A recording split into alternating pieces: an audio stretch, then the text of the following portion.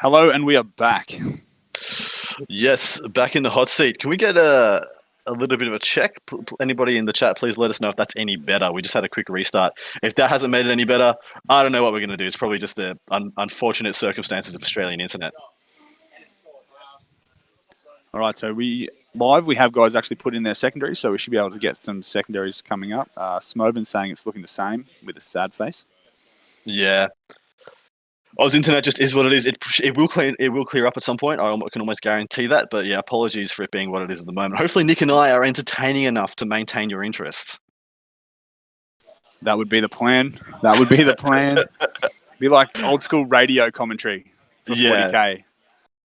You said you had the secondaries in for this matchup. I'm interested to see what these guys pick against each other. I'm expecting Oath. I'm expecting Wade to be ballsy and go for like Oath and Kilmore, something ridiculous. Yeah, I think I would see the same thing. I'd say Paul is going to look at something like While We Stand, We Fight. Yeah, I think Paul would take him While We Stand. Well, admittedly, Oath is one of them. Beautiful. I knew Stevie would pick it. But I'm interested to know if he goes While We Stand, because that would be that'd be Feros. That'd be the Land Raider and the Apothecary. The Apothecary would be the third. Okay. Yeah, that's not too bad actually. I think that would Paul would actually be able to do some tricks here. Be able to use that Land Raider as bait to make Wadey actually go for it. Yeah, and while he does have a lot of multi-melters and stuff, like the neg 1 damage, the 5-up imbo, the -1 to hit, all these things are going to make it very hard for those multi-melters to actually get through the Land Raider. Yeah, and the Land Raider, like we said, the Land Raider is going to have an Iron Stone. It's going to be -1 damage. He's going to keep it pretty safe. Admittedly, he doesn't have a techie, but Feros and stuff can heal this guy anyway. Actually, no, sorry, he does have a techie. What am I talking about? And he's also, what's the other one he's got? I think I'm going to double check this, because the Land Raider Achilles used to have a standing 4+ invulnerable save. And I will just jump into my Imperial Armor compendium and double check that. Yeah, no, when I was talking to him last night, I think they were all mentioning it had a 5-up. So. Okay. It used to have a 4-up, for God's sake. So it was actually kind of ridiculously good. Anybody in the chat, who are you going to put your tips in on this? So now we've known the secondaries. So Stephen Wade's gone Oaths, raise the banners, and engage in all fronts. While his opponent, Paul Gurney, has gone While We Stand, We Fight, engage in all fronts, and deploy scramblers. I do like to deploy scramblers picked on this and the engage in all fronts. Like, it looks like Paul's going to play a pretty passive. He's playing a super passive game. Those are the three. I don't need to do anything to score points secondaries. Yeah, that's it. He's just going to. Obviously, he knows, though, that Wade's going to come to him. So the way the game's going to work for Paul is that Wade's going to come to him, attack him, and he's just going to have to basically counteract. Yeah. That is playing into what Wade wants to do. Obviously, he's taken Oath at the moment. He plans to take that middle of the board. He plans to govern the mid board quite extensively. So, yeah, I wouldn't be surprised. All right, up to the Land Raider Achilles. 5+ invulnerable save. So, yeah, did get a downgrade. It's still toughness 8 with 16 wounds, 2+ armor save. Still got a quad launcher, which is it's actually really good. If anybody don't know what the quad launcher is, it's got 4 shots at strength 8 -2 flat 3 damage. In addition to having the 2 twin multi-melters, so 4 multi-melter shots, and the essentially having a Thunderfire cannon in the front as well. Admittedly, the Thunderfire cannon is not what it was, is it? No, definitely not. Not anymore. Not with the other strats that it used to have that now doesn't have. But I know that gives you some out-of-line fire. That's what he's going to need here as well, because as we saw from the team's event, Wade, he did like to hide a lot of his units. Yeah, he really did. Are we willing to go in to run in and have a check on one of the other tables just to give people a... Yeah, mate, no worries. I actually have table 4 ready to go, which is Eric and Dan's. Fantastic. Let's have a gaze at what these gentlemen are playing. The horrible things these two are going to do to each other. All right, let's have a quick gaze here. We got the score. You got the score screen up for Mr. Kilby Francis and Aaron Green. Not sure if that was unintentional. Looks like we've got the Scissors up in the top right-hand corner, and it looks like they're governing the top right-hand corner predominantly. And looks like the AdMech is doing the opposite. The bottom left-hand corner is where they decide to put the majority of their resources. It looks like has Eric gone first, or has he just done his scout moves already? Mate, they're still in deployment, I think. Oh no, they have not. They are playing.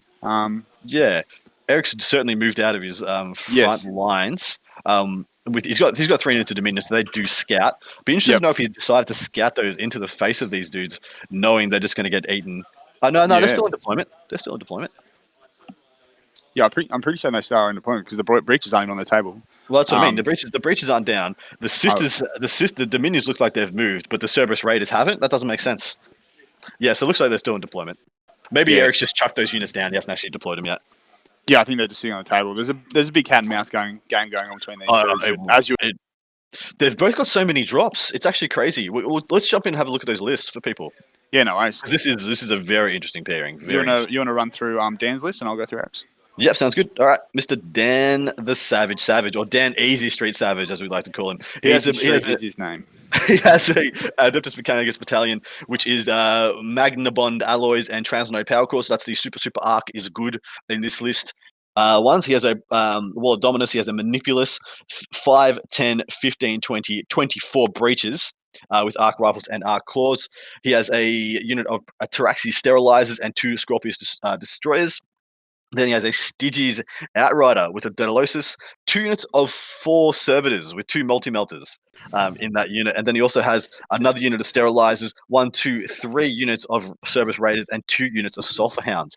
He is dynamic, he hits like a truck, and he's got survivability for absolute days. Yeah, man, this is the best list here, I think, hands down, to be able to play the missions, to be able to survive. Even in the regards to how we have this terrain, he can hide a lot of his units. He can screen, he can push people forward, he can harass people, and then he can actually hit them really hard when he needs to. Yeah, exactly right. Take us through his Mr. Lotharis's list. This one's also quite interesting. Yeah, man. So Eric is running a brigade of the Bloody Rose Sisters. He's got 3 canonesses, all tricked out with all different types of special tech. He's got his missionary in there. Then he's got 6 lots of 5 Battle Sisters. Then he has 8 Celestines with a multi-melter and a cherub. Then he's got 2 lots of 5 Celestines with multi-melters, the old Hospitaller. And then he's got the Imagifier, 3 lots of 8 Repentia.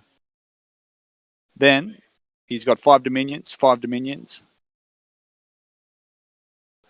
Seraphim, 2 lots of 2 Mortifiers, and then 5 lots of Retributors, each with 2 multi-melters, 2 Cherubs, and a Combi Flamer.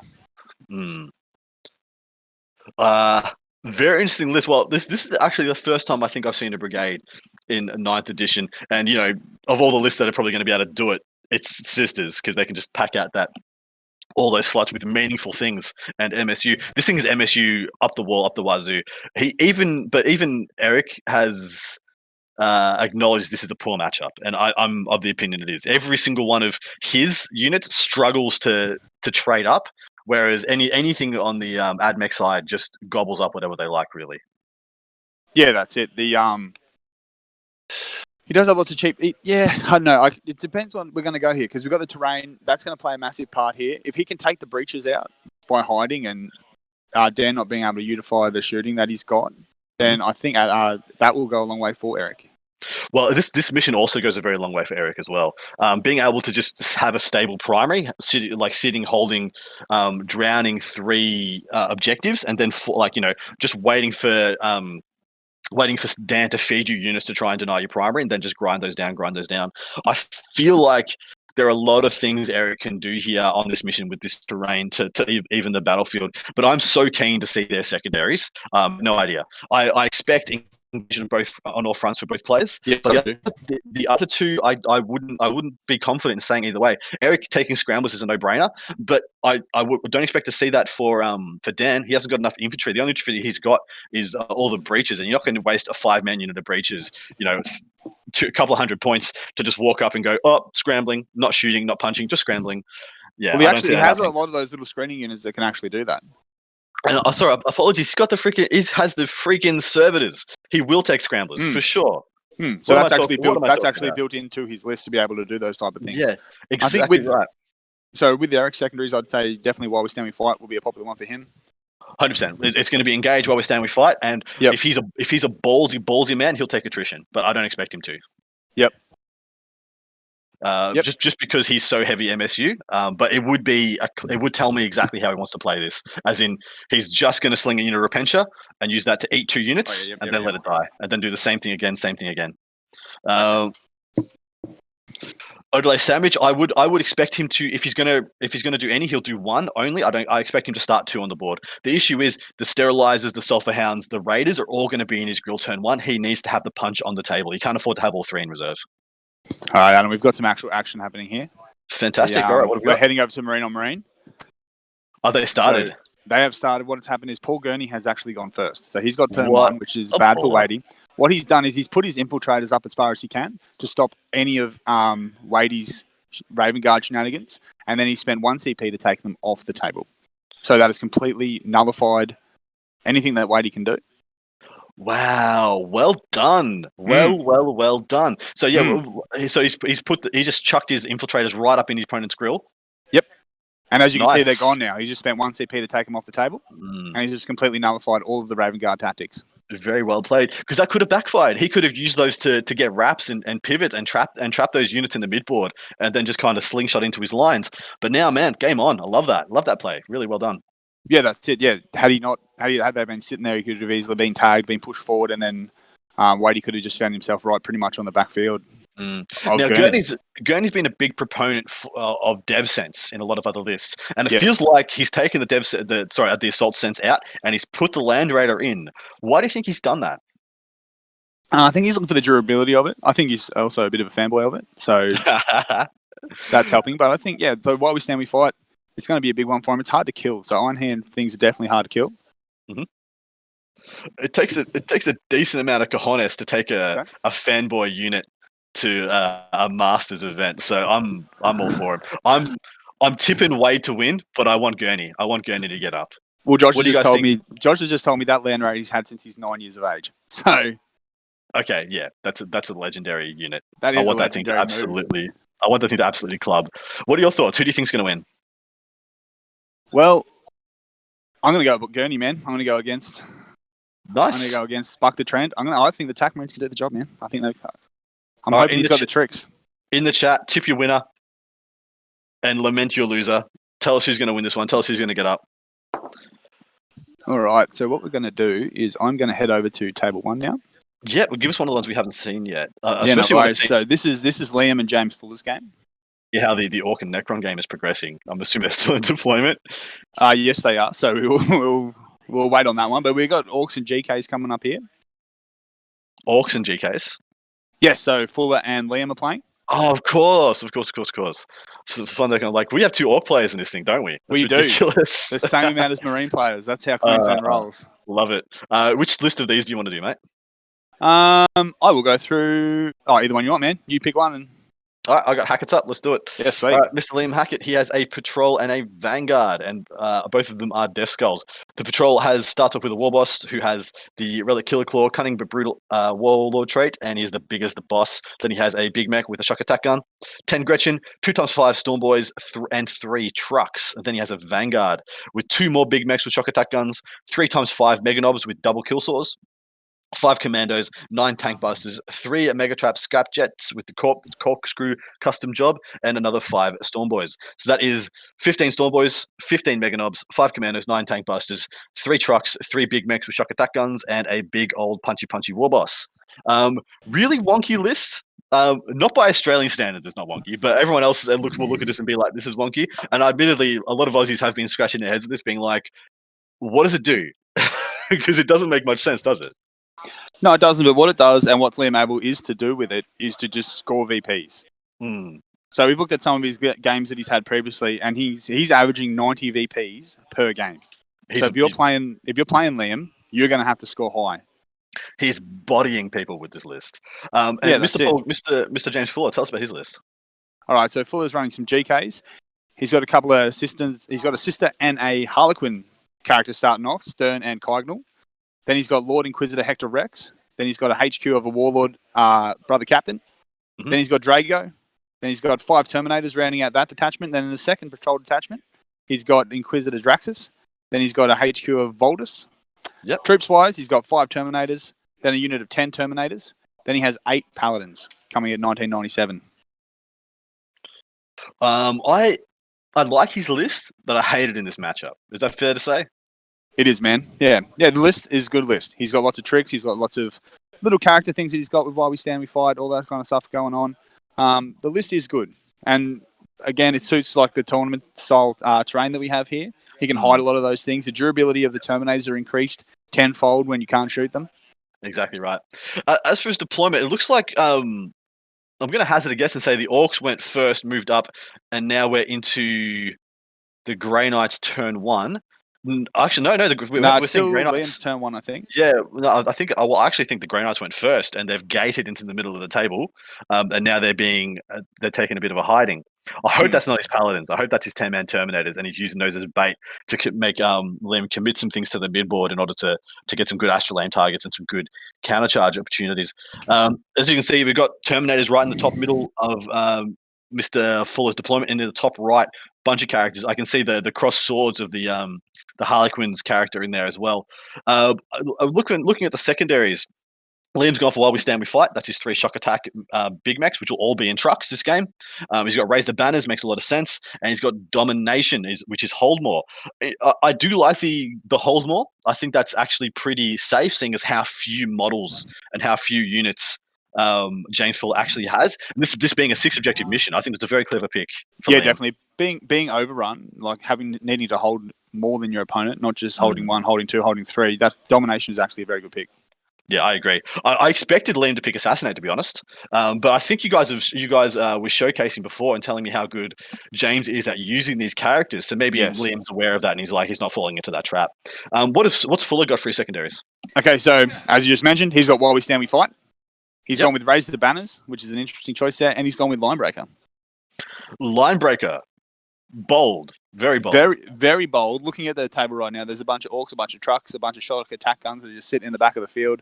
So it's pretty zoned out. I don't think any deep strike tricks are going to be allowed to get with Linebreaker there. So I'm not liking the Linebreaker choice. I don't like the Linebreaker at all. The other 2 I love. The Raise the Banners and While We Stand make all the sense in the world for his list.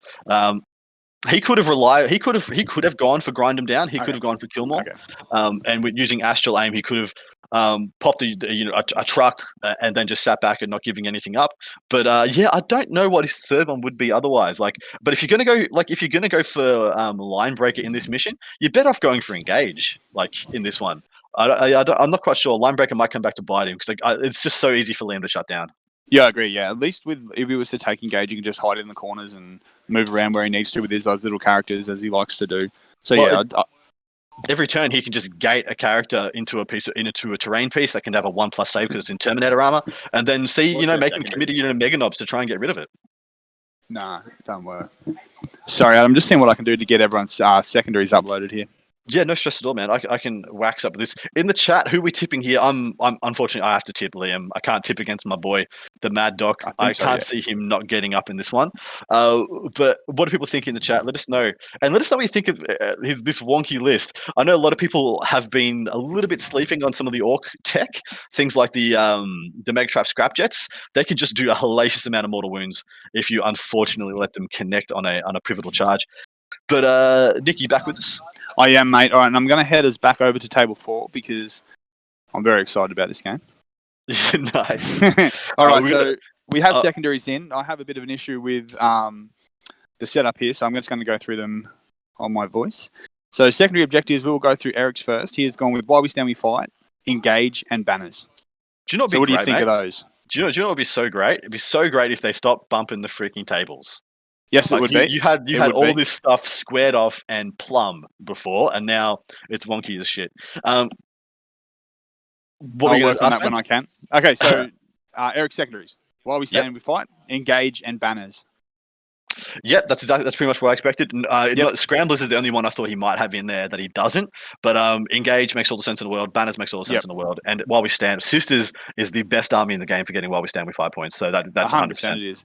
I think Engage is an interesting choice. I think it's a good choice, but I think it's a bit interesting there because AdMech is so good at getting engaged themselves. So Eric is going to actually find that he's going to be in the face of Dan to get those engaged. What has Mr. Savage got for his secondaries, mate? Okay, so he has gone with Grind Them Down, he has gone with Engage, and he has gone with Scramblers. Nice. So he's gone with Grind Them Down. That is That is an interesting one. I mean, admittedly, like no army I've ever seen this edition has more MSU. Apart maybe at the start when I was seeing things like 9 to 11 Venoms full of warrior Kabalite Yep. warriors and witches and stuff. But this is so heavy MSU that I think grind them down makes all the strength, all the sense in the world. I don't know, man. I think like on paper, grind them down is a good choice.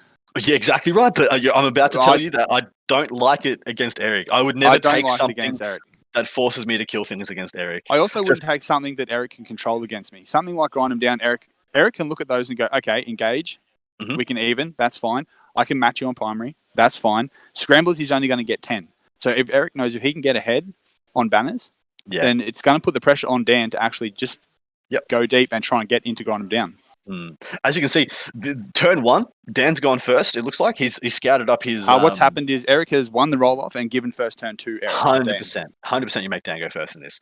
Seeing as how you've been able to deploy, Dan won't get a single shooting option this turn. He might get a charge option or two, chucking Sulphur Hounds into Eric's face, which is a poor option. They'll just get eaten by characters, eaten by Celestians, or eaten by whatever the hell he wants, Mortifiers, etc., etc. I think Dan might be going too cavalier here. He's putting stuff on objectives top of turn 1. It's probably to stop him from raising banners, which I do agree with. That will be it.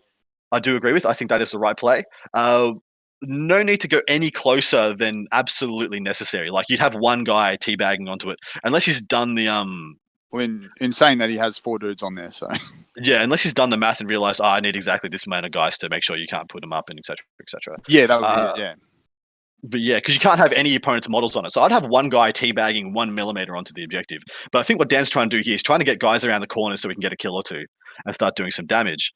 That's it. Well, for the viewers at home, the top of our screen here is where Eric is deployed. So he's got a lot of his sisters bunched in behind that terrain there. Pretty much majority of his stuff is there.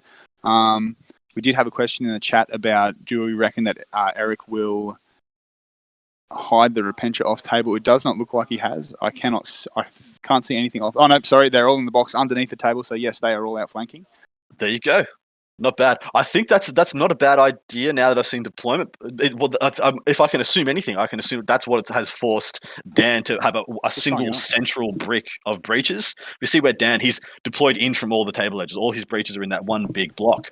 He's got a couple of characters to the left and just above his 2 Scorpius Disintegrators. I'm assuming he's got one in the bottom left, one in the bottom right-hand corners. But yeah, all those breaches right in that middle block makes for a big hearty brick. We have Mr. McGowan joining us. Are we going to get a little bit of an update, see what's up? Or is he just along for the ride? I've got a Sunblight 123. I can only assume the servitors are in reserve. And that they'll just be trying to get Josh's mic working. So you just keep talking for a sec there, Adam. Easy done. I can only assume the servitors are in reserve and they're going to be his scramblers enablers because literally that's why they're there.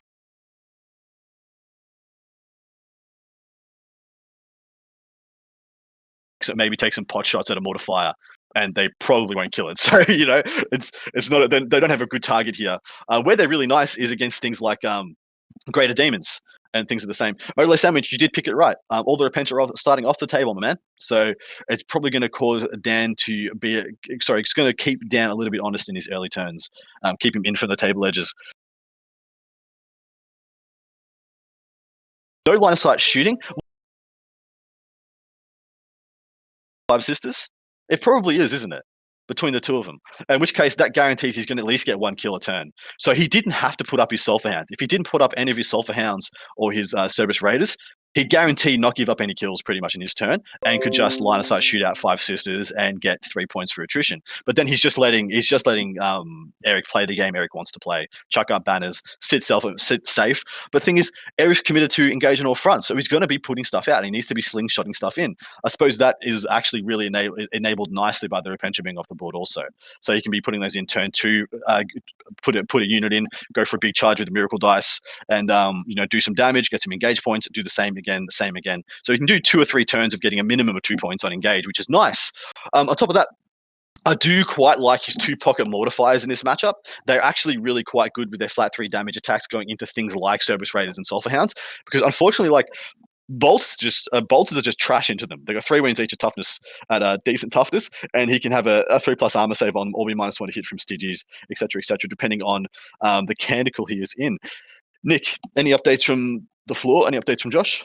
Yeah, mate. We having a bit of trouble with Josh's headset, so Josh will work in that between rounds 1 and 2. Updates from the game though. Dan has removed the sterilizers from the table, so he's deployed them Mhm. up like he did, and then we've seen him remove them. We've had some questions about the servitors. The servitors are they're deployed just on the left-hand side near the terrain there. I'm guessing that I was assuming he put one unit, deploy one unit, and then outflank the other one. If he's just using them to get scramblers, Both so units are in the middle bottom terrain. there you go. That's interesting. That is not what I expected. But maybe he's got a plan. Maybe he's got something I'm not seeing. Because I mean, what do the servitors, what do the multi melters do? They kill mortifiers. Everything in this AdMech army kills mortifiers. So I was of the opinion they're probably going to reserve, unless he thinks he really, really, really needs his command points this game, and he's going to need every command point he's got to ensure he gets the max amount of damage out.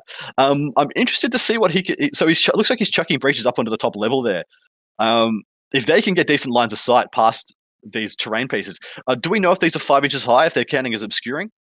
Yeah, those ones are, I believe. The ones that he's standing on are. So if we looking at the screen, so top left-hand side, that would be obscuring, and bottom right-hand side would be obscuring, and then the two centerpieces are also obscuring.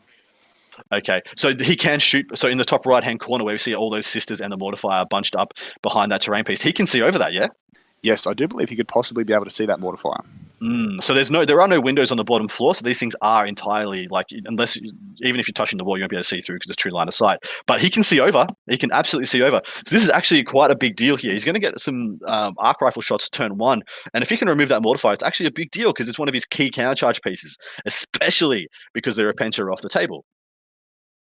Yeah, definitely for sure. The them being up there is obviously a way to hide them as well from the Repentia to make that charge a bit longer as well when they do come off the table.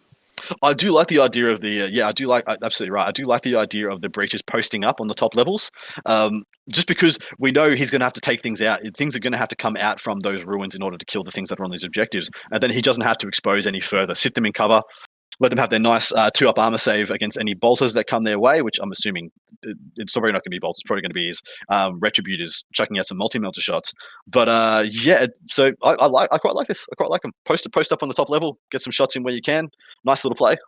Yeah, no, that's right. All right, so I'm going to transition over to Aaron's game, Aaron and Braden.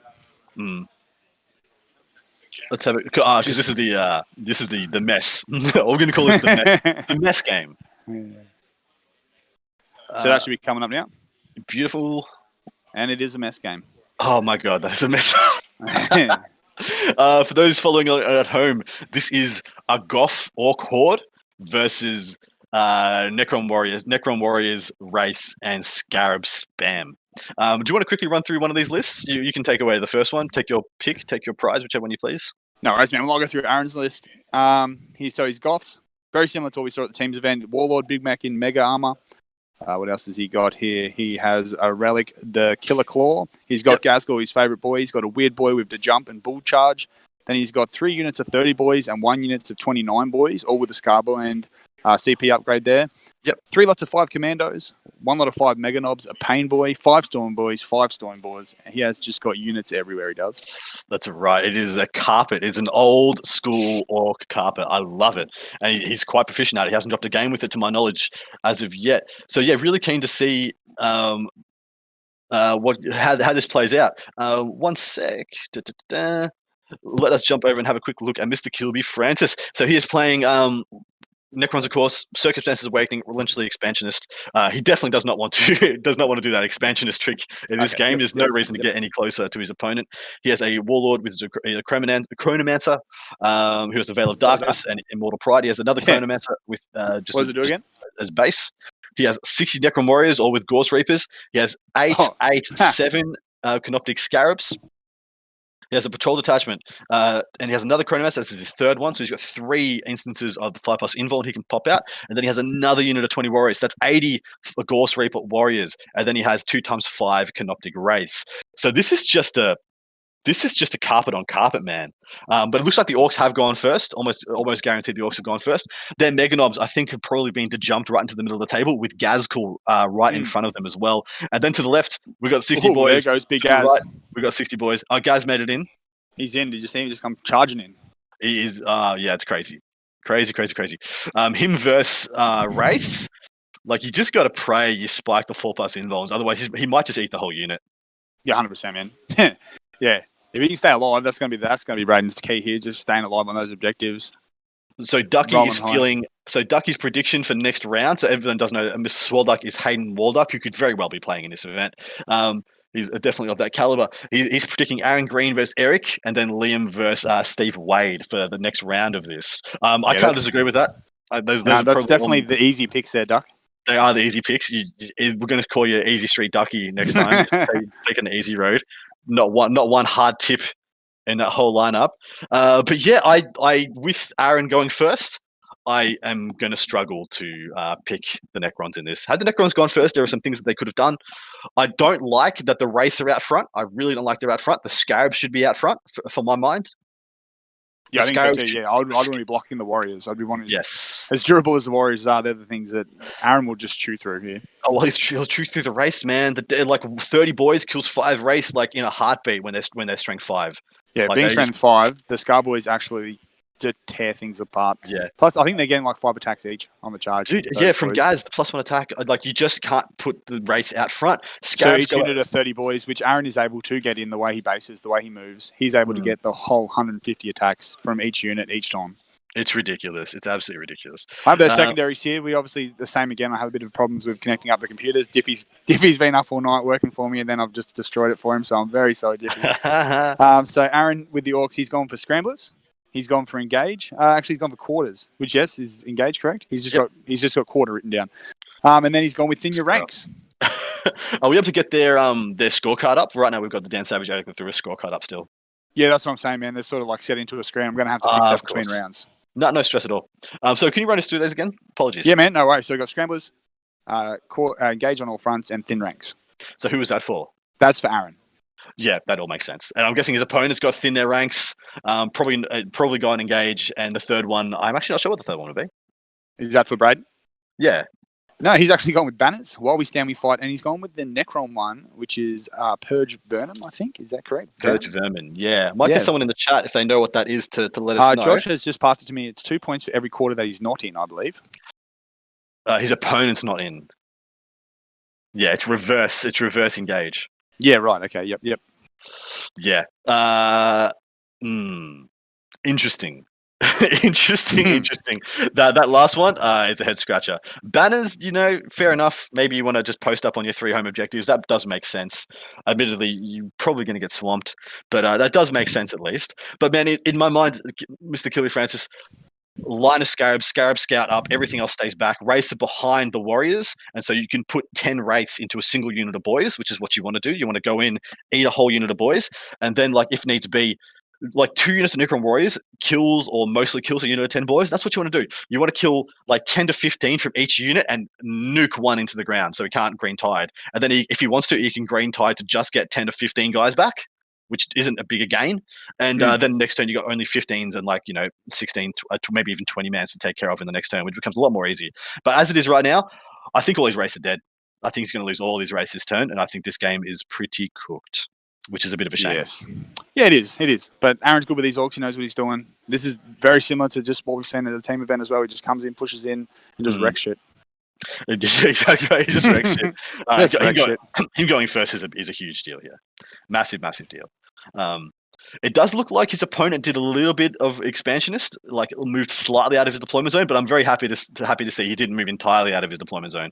Like literally not much looked like it moved. I can even say I think there's at least 20 Necron Warriors that aren't on the table right now. I'm only seeing 3 bricks, 3 phalanxes. Yeah, that's all I'm seeing as well, yeah. I'm looking around the table to see if he's got something in a box or something around him, but I can't. His movement tray looks empty.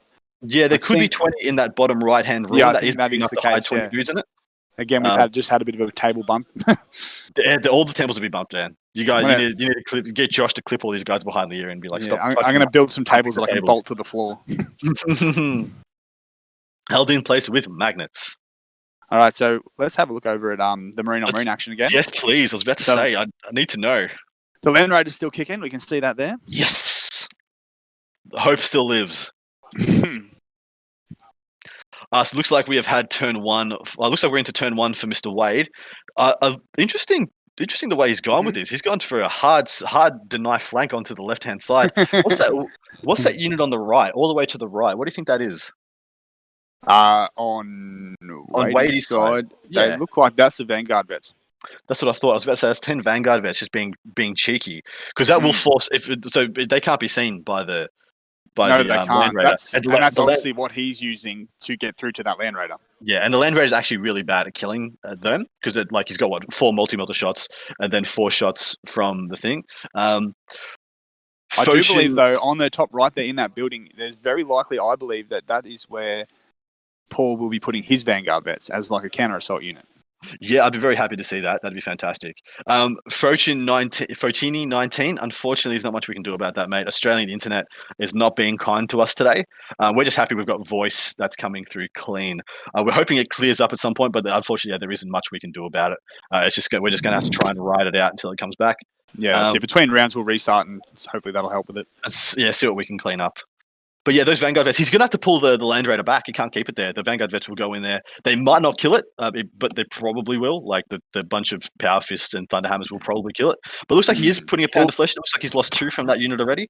Well, the neg one hit's really going to help him there. So he's going to be hitting on 4s with those Power Fists. That's going to help. And then -1 damage. So he's only going to be doing 1 damage each. Single damage. So those Vanguard vets probably don't have the ability to actually tear through that Land Raider in one go.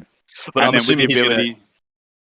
Sorry, go. With the ability to start regenerating wounds that he's got there from the Tech Marine and Ironfather Theros, he's actually going to have to really, really go through it as easily, as fast as he can. Yeah, I agree. If he commits there and he punks the roll, it's just a whole unit of Vanguard vets given up for nothing. But maybe he is. Maybe the Achilles is just some bait. But what I see happening is when he wants to commit to it, he's probably going to put at least 1 unit at least 1 unit of attack bikes into it as well, which is what I see is what's going to bring it down to a point where the Vanguard vets can kill it. Because anyone who does the math, the thing being -1 damage. Well, there we go. Yeah, so Wadey's retreating with those Vanguard vets, so he's obviously realised that those other Vanguard vets are gonna come out and punch him if he does. So yeah, we seen a bit of a retreat here from Wade. I don't think I've seen much. Oh, sorry, actually. Let's see what's going on. How is he able to retreat? Sorry. Okay, let's have a look here. This is actually Paul's. That is Paul's Vanguard vets. I was about to say, yeah. It makes more sense. It's Paul's Vanguard vets, and that was Overwatch. Because otherwise, there's no way he's moving a unit after he's taking casualties. That's cool. Good job, Paul. That's a good idea. So we can see there's 4 of that unit's being taken away. I can see on the left-hand side of the table. That should just be the meaningless dudes. That should just be guys he doesn't care about, really. So yeah, really interested to see what happens there. So we just had a little bit of an update from Mr. Josh. What have you got on the? So Nick, this is a bit of tech talk, unfortunately, guys. What have you got using the Wi-Fi that the internet is using? Is your iPad using it as well? And do you have any phones, etc., using it there? Nope, all my stuff's on my own personal stuff. The only thing here using it is the actual... Then it is literally just shitty Australian internet being powered by 2 donkeys and a kangaroo in the basement of Parliament House in Canberra. That is why our internet is so trash, because we keep refusing to invest in it. But it's the exact same Wi-Fi that we used when we were here last time. So. Exactly, and this is the first time we've ever had a problem with it. So yeah, it wasn't something we could foresee, unfortunately. But hopefully, it's still a good enough coverage that it's worth your time, guys. As for Mr. Wade, what kind of damage do you think he got done in his turn? Like the stuff that's infiltrated onto the left-hand side, that hard skew. I think that's pretty clever for his play. He has taken, but he took. Oh, sorry, wait. Wade took Oath of Moment, didn't he? Yes, he did. He's put nothing into the middle on his turn 1, unless he hasn't had his turn 1 and he's just used the Raven Guard redeploy, and that's the stuff to the left is what he used with his Warlord trait. Well, I think kind of things went up downhill for him once he realised that he couldn't actually use his Raven Guard tricks there. So he's kind of been put against it. Also taking engagement on all fronts. He's only in 2 of the quarters as well currently. Yep. So he's on a bit of the back foot here, Wadey. Yeah, I do quite like this turn 1. Is he moving up the Land Raider? Oh my god, he's moving up the Land Raider! What a baller. What an absolute baller. I'm going to try and find out if he's actually got anything in that Land Raider. I'm assuming he's got tactical. Actually, no, I don't think it's tactical marines. I think I'm seeing them in his on a middle objective. Yeah, I think you're correct there. So the Assault Centurions, I'm assuming, would be behind that middle bit of terrain there as well. Yeah. Oh, no, that's them on the top left, correct? Yep, that's them on the top. Attack bikes on the left. Yep. And so the transport capacity of it's only got transport capacity of 6. And so I assumed he was going to be putting his assumed he could put his TAC Marines and his Tech Marine in there as well. So that'd be his 6 models. But yeah, I'd be assuming this thing is empty with the characters in that ruin. I'd assuming so. Yeah, the Tech Marine wouldn't be able to buff it from inside, so I'd say it'd be tailgating behind it. Yeah, that's definitely my assumption. Latching onto the back of the bus.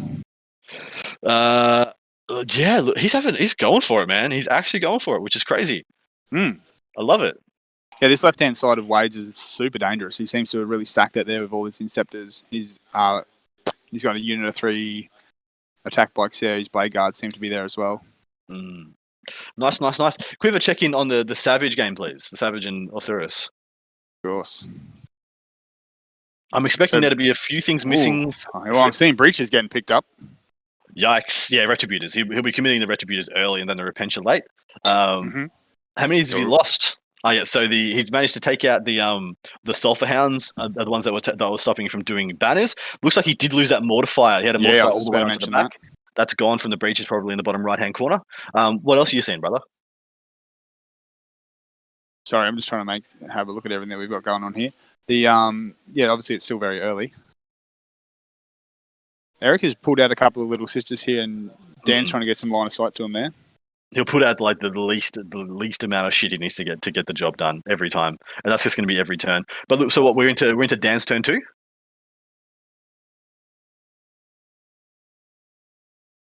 Yeah, assuming we're into Dan's turn 2. We got a bit of movement. We got Mr. McGowan back on the cam. He's having a bit of a chat.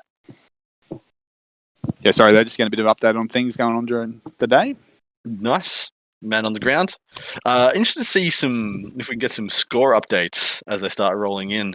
That would be greatly interesting to me. Well, we do have a leaderboard here, so that won't help us all. Let me just have a quick look through what we've got here. I'll go back to table 4, and then I'll have a look at what we got here. Fantastic. All right, so we do have scorecards, but I don't know if they're being updated as we speak. Josh is going to be working on that soon. He's just making sure all the boys have a beer first, because that's obviously the primary thing here. Nice. Looks like Dan is re-racking and going again with his chuck a minimal amount of stuff onto Eric's objectives to stop. Oh, no, he's taking it back. He might not be doing it this turn. No, he is. He's doing it. Like, he's going to chuck the minimum amount of stuff he needs to put to stop and deny Eric from putting up any banners, which is such an crazy ass thing that you're able to just do with AdMech with all these fast little units that have been added. He's going to try and get max coherency on there, because he's also going to start trying to bubble out from the Repentia being able to come on into prime position and doing a lot of damage. Because if he can do that, if he can for another turn after this stop Eric from putting the Repentia on in good positions, he's essentially just going to keep him contained the entire game. Like, Eric won't make it past his midboard. But I mean, I say that, and then like through miracle dice and shenanigans, like systems can be a really quick army as well. Yeah, definitely. Yeah, thanks for this. We just had a tier 1 sub. Thank you, Yorks, man. I really appreciate that, dude. Tell us where you're from. We want to give you a shout out. Where are you watching from in this world? What is going on in your world? Are you doing any hobby? What time is it? What are you working on? Nice. What do you play? We could be the number 1 orc content creators going around at the moment, Adam, with all the boys playing orcs. Dude, yeah, dead set. No one else playing orcs at the moment. Unfortunately, we are having some trouble with the scoreboards. We'll get those hopefully updated. Yeah, they'll be all fixed for round 2. They'll be fixed around 2, guys. Apologies for that. General Rot in the chat's asked if we're doing any T-shirts or things of that ilk being made. We do have, it's hard to see. Hold on, I'll get rid of the gloss cover.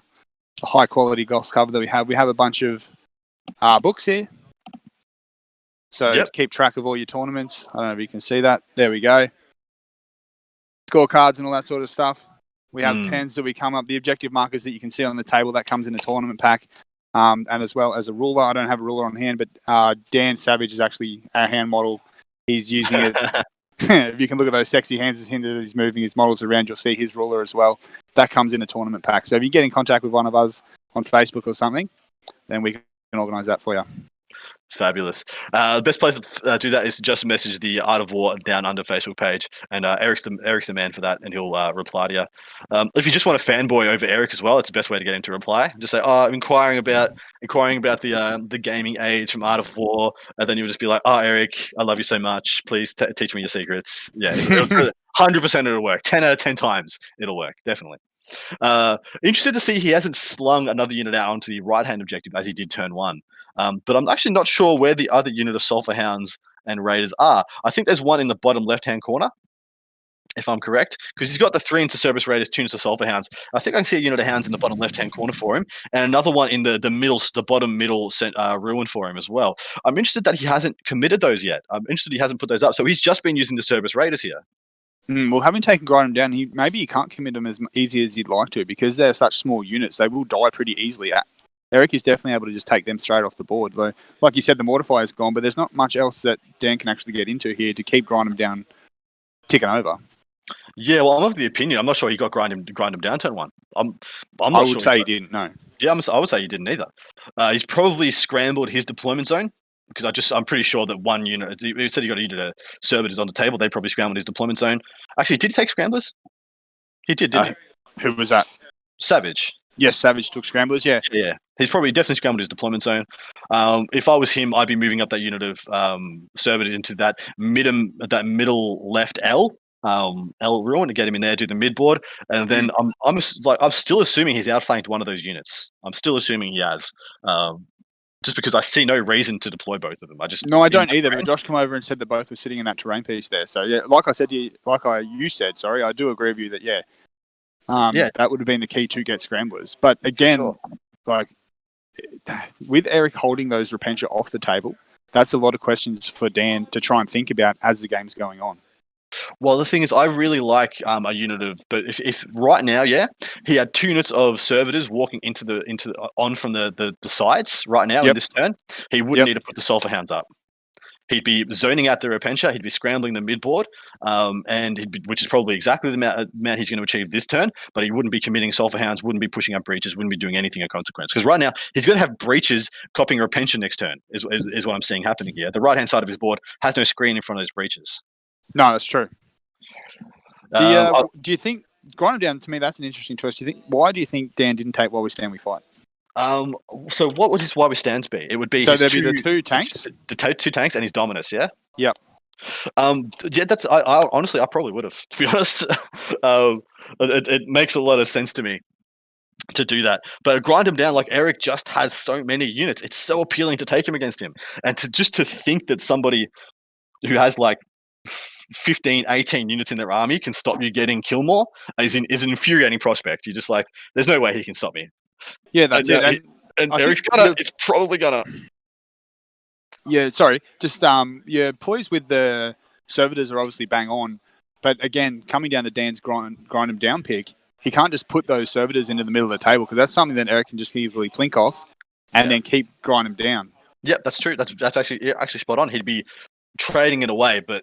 So I think that's why you find why Dan isn't doing the smart decisions like you're suggesting. He's actually having to hold them to keep grinding them down. No, really, really good point, mate. Really good point.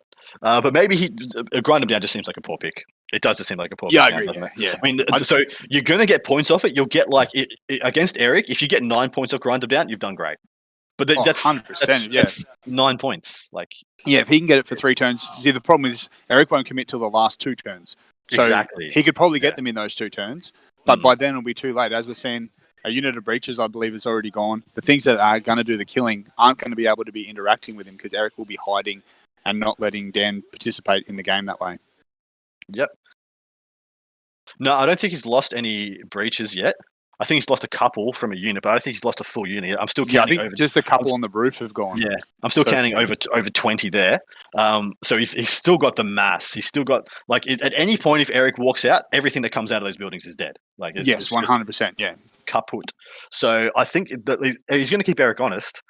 As long as he can keep messing with the banners, actually, he's good odds to come out on secondaries. And the primary is going to be even, probably. Yeah.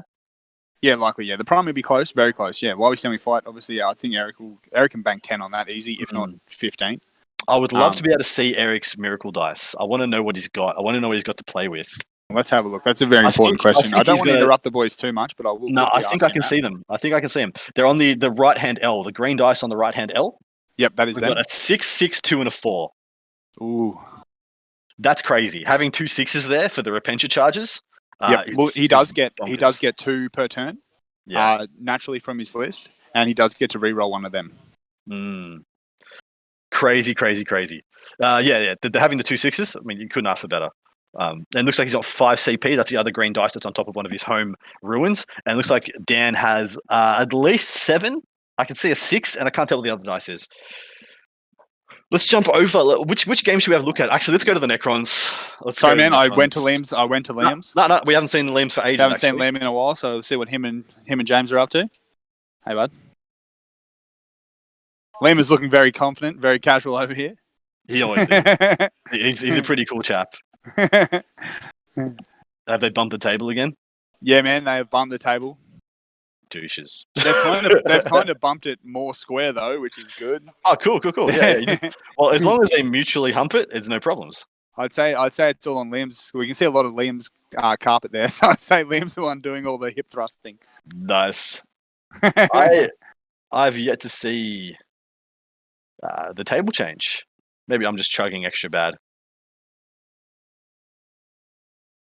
Okay, let's see how we go. Yeah, I'll press transition. Yep, I'll just hit a refresh. No problems. Okay, what do we got going on the chat? This is one time I took a ball of the witch against Eric's GKs. Oh, this is Michael Neighbour and got 0 points. Not the same secondary or list style, but typically it's the obvious choice. Yeah. Don't take anything that requires you to interact with Eric, because he'll just be like, you stuffed up. I'm not interacting with you. Yeah, never heard of you. Never seen you. Wasn't here. We didn't play a game of 40k, but somehow you lost. Yeah, sweet. All right, well, I'm going to actually give Josh a go to have a bit of a chat here for a sec. Yeah, beautiful. So I'll bow out. I'll just do a quick call of the game. Liam is totally spreading out. Top left-hand corner has what looks like a unit of probably commandos that have been jumped into the top left-hand corner, and then a unit of Meganobs on one of Fuller's home objectives. And the same thing is happening on the right-hand side as well. The top right has got a Scrapjack on there, and what I can only assume, it doesn't look big enough to be Meganobs, so I can only assume that is either Tank Busters or Storm Boys that have been slung out there. He's got his 3 trucks. I can only see 2 trucks still alive. So maybe one is dead. We've got one shock attack gun sitting on top of Liam's bottom left-hand corner ruin with a truck in front of that. I can assume there would be another shock attack gun in there. And the last one being on the middle central bottom ruin as well. Bottom right-hand corner looks like it's being governed by another unit. Meganob's probably lining up to get it to jump later in the game. There is a scrapjet there.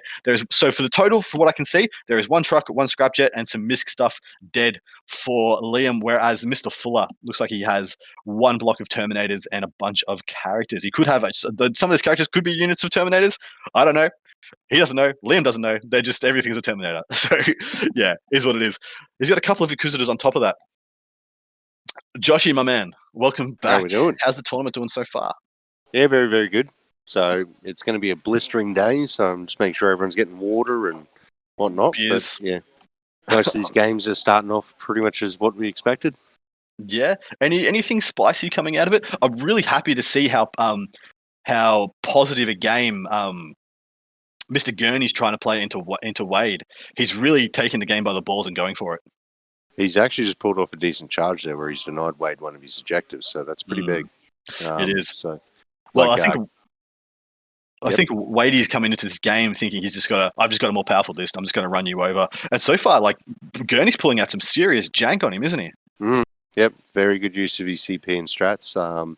It's like he's deleting units that can actually harm the Land Raider, or basically distancing to the point where they're out of the game. So it's like I can't ever get to the Land Raider at this point without, opening myself up to a counter attack. If you look at the back end of his board.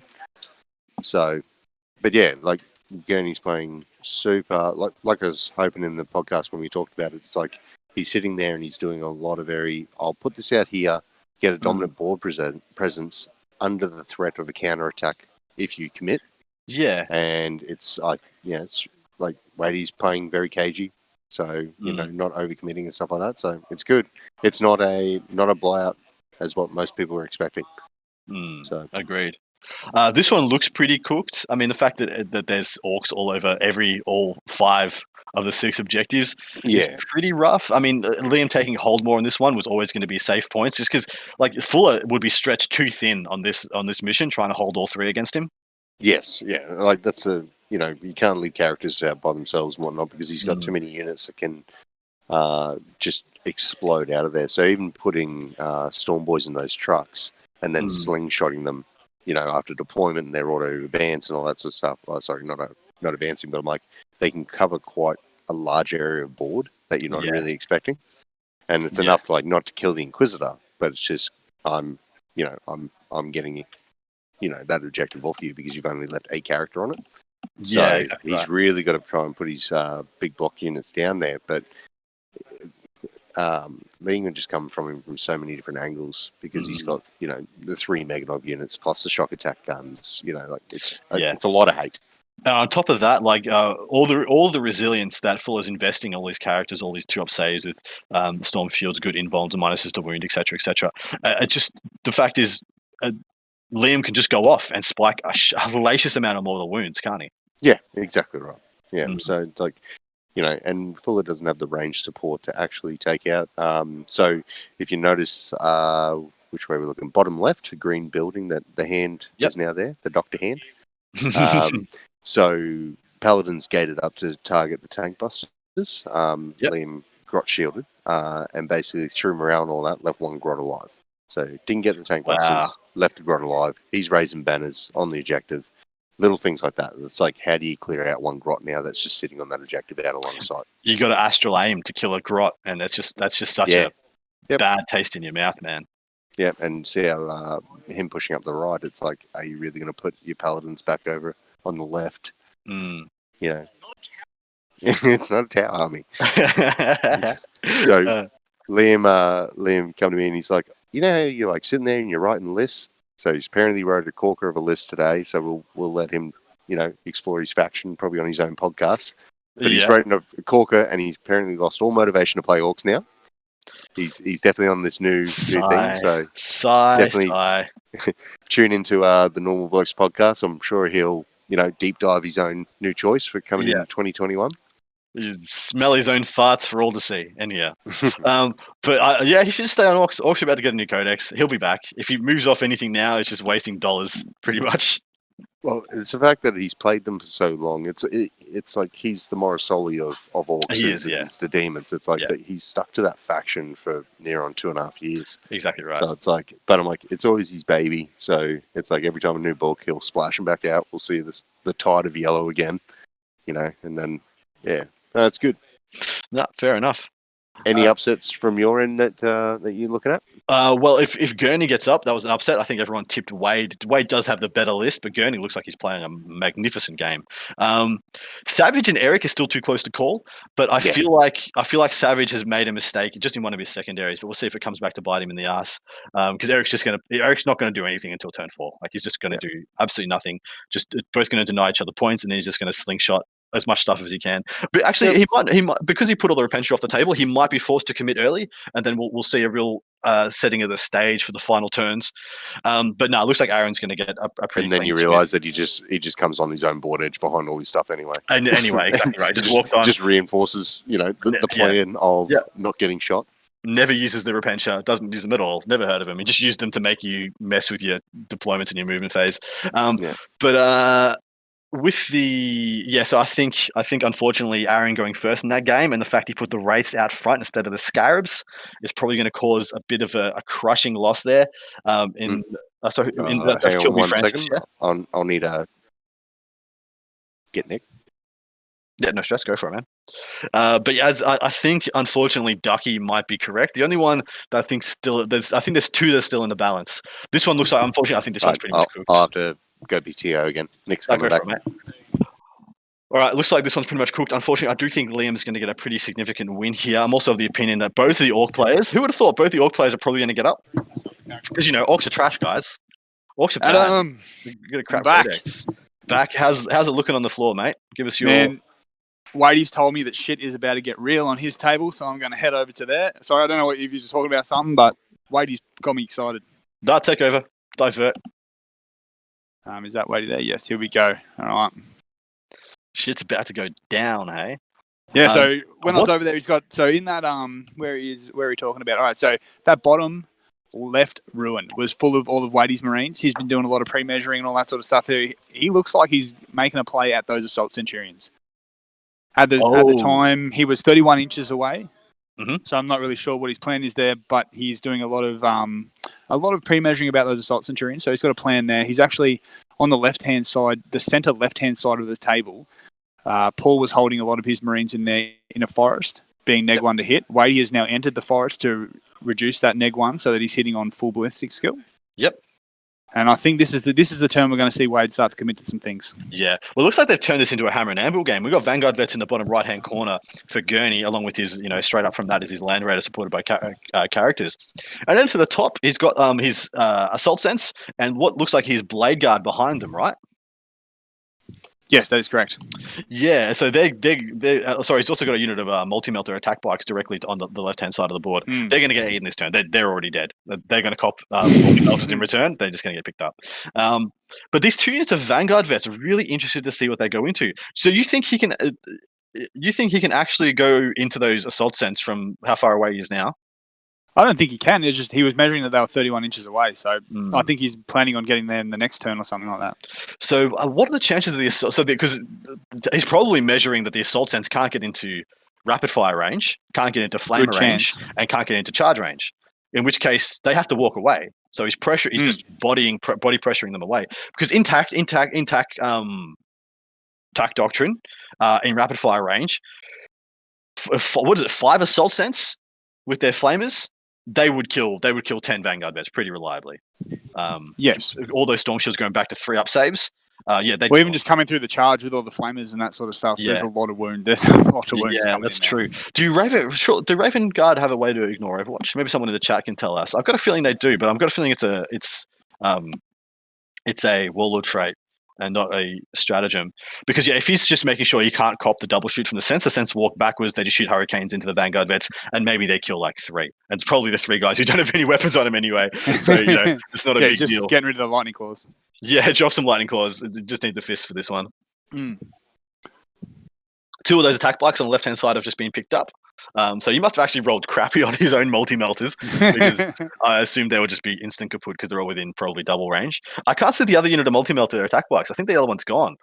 Yeah, I think that's the case. There's one left in that unit that you're already talking about there. Wadey's just pointed to it for us. So Gurney had 1 unit. Wadey had 2. I can't see Wadey's second unit of attack bikes. No, I'm just having a look at the table now. No, yeah, I think they are gone, man. Yeah, I think they are. What got eaten by the Vanguard vets in the bottom right-hand corner? We saw that chunky charge. That probably was a unit of multi-melter attack bikes. Because can't see in his box. That makes all the I can't see in his box. That makes all the sense in the world because they're too close to Land Raider. You got to get rid of them, otherwise Land Raider probably goes, loses half its wounds. But this is cool. This is a cool change of dynamics. The fact is, the Iron Warriors hold most of the board. They definitely do, yeah. Iron Hands, whatever. We got you, man. There's 5 Blade Guard that have posted up to the inside of that right L ruin. That might keep the Iron Hands honest for a little bit. I'm assuming, actually, those bases match the Iron Hands, but I don't think they had 5. I don't think they had 5 Blade Guard. I think they had 3. No, he's only got 3. Yeah, so that must be. So are you talking about the middle ruin there? Yeah, that must be. They're the tax squads. No, I mean the bottom L. The bottom. Oh, yeah, bottom right-hand L. Those must be Wadey's. Just out of my eyesight. Yeah, I do believe they are Wadey's Blade Guard. Yeah, be Wadey's Blade Guard. So they'll keep him honest a little bit, which is good. Yeah, well, that's his oath. That's actually that's his oath. But also on the right-hand side there, that's where behind the Land Raider is a couple of While We Fight characters there. Nice. I do like that he took While We Stand now. Yeah, I actually like it a lot. Looks like we've had a charge come in. The Vanguard vets have charged something that's inside that upper left-hand ruin. Actually, that looks like dudes with swords. That's his 3. That would be his 3 Blade Guard, correct? Yeah. So they're going to get killed. They'll get mulliganed pretty in short order. There's nothing they can do to save those against that many Power Fists and Thunderhammers, unless he transhumans and just his opponent lays an egg. That was obviously the pre-measuring to the Assault Centurions there. So now they're inside the ruin. Like the Assault Centurions have to charge them. If they do charge them, they only move 4 inches. Like I'm assuming that's probably going to be that's correct. A worse than average charge. But yeah, dude, this is the exciting game. Like this is gonna the first 3 turns of this is going to be super exciting. Whereas Dan's and Eric's game is going to be 3 turns of nothing and then 2 turns of exciting. It'll be interesting to see those, as we're just talking about, those Vanguard vets that have come in to get Paul's Blade Guard. There's too many guard bets going on in this marine matchup. The which is actually closer. If that forest in the unit is still alive, he can actually consolidate back outside of the ruin, away from those assault centurions, so that he can't be shot by them.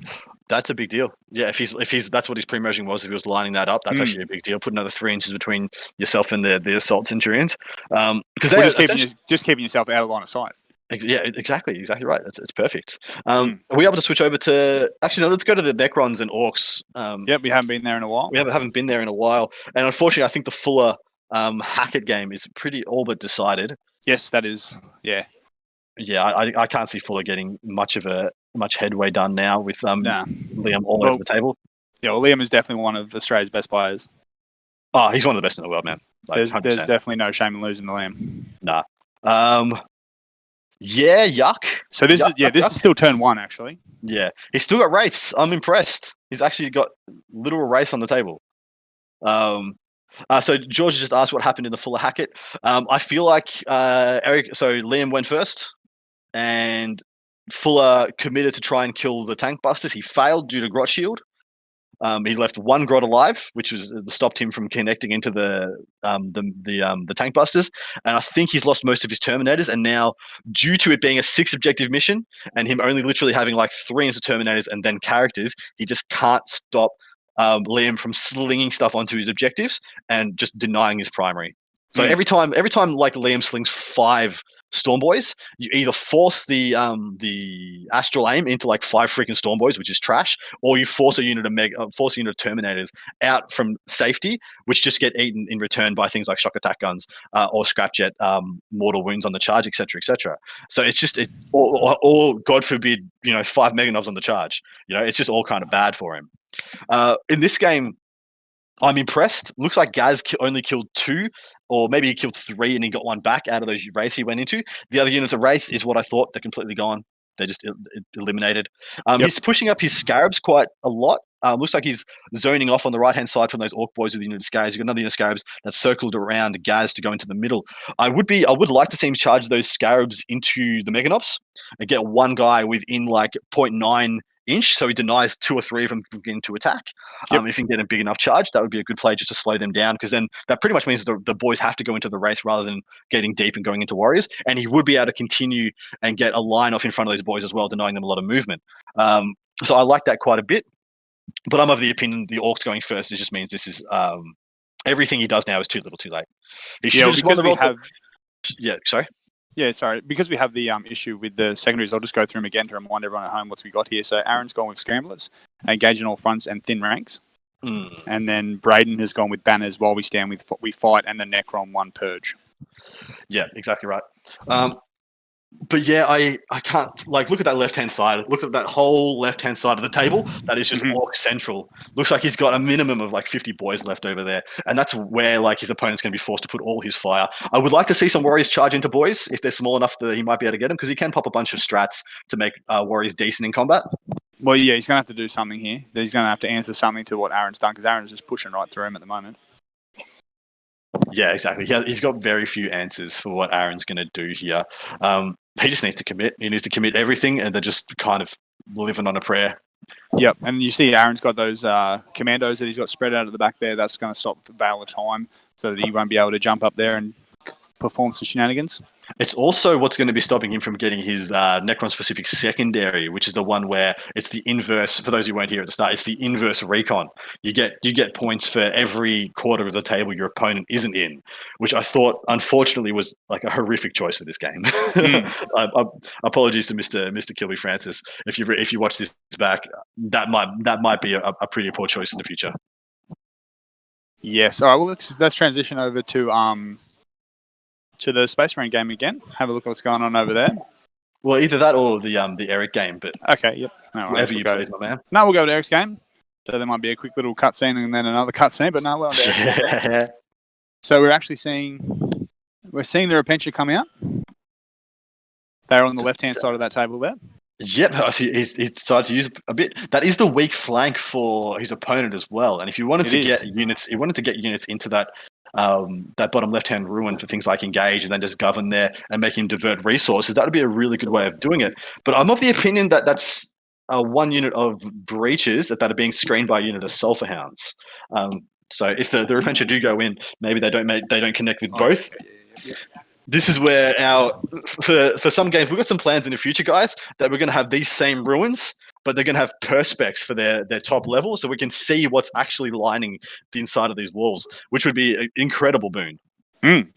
Yeah, much easier for us to see what's actually going on because we don't know what's going on the top left-hand side of that table there, which actually there's probably about 30 sisters sitting inside there. An easy 30 sisters is probably more. So one unit of Repentia have been committed. I thought we were going to see at least one be committed, and we might see the other two just do nothing, like they come on the backboard like it was suggested, and they just sit there and just not give up points. Because I couldn't really see the point of trying to kill 5 breaches. Like one unit of Repentia goes into that massive 25 breaches and kills 5. Like, what does that accomplish? It doesn't change the board state. He'll still control that quarter of the table. You're not making any real inroads, and they just get picked up. The bottom left-hand corner makes a lot more sense. Yeah, definitely. If you can take that objective away from him, then that goes a long way for Eric to helping with that primary. Because as we mentioned at the start, the primary they'll probably be even on. But if Eric can get in there and take that off him, being overrun, Eric holding 4 of the 6 objectives, he could actually start to get away on primary.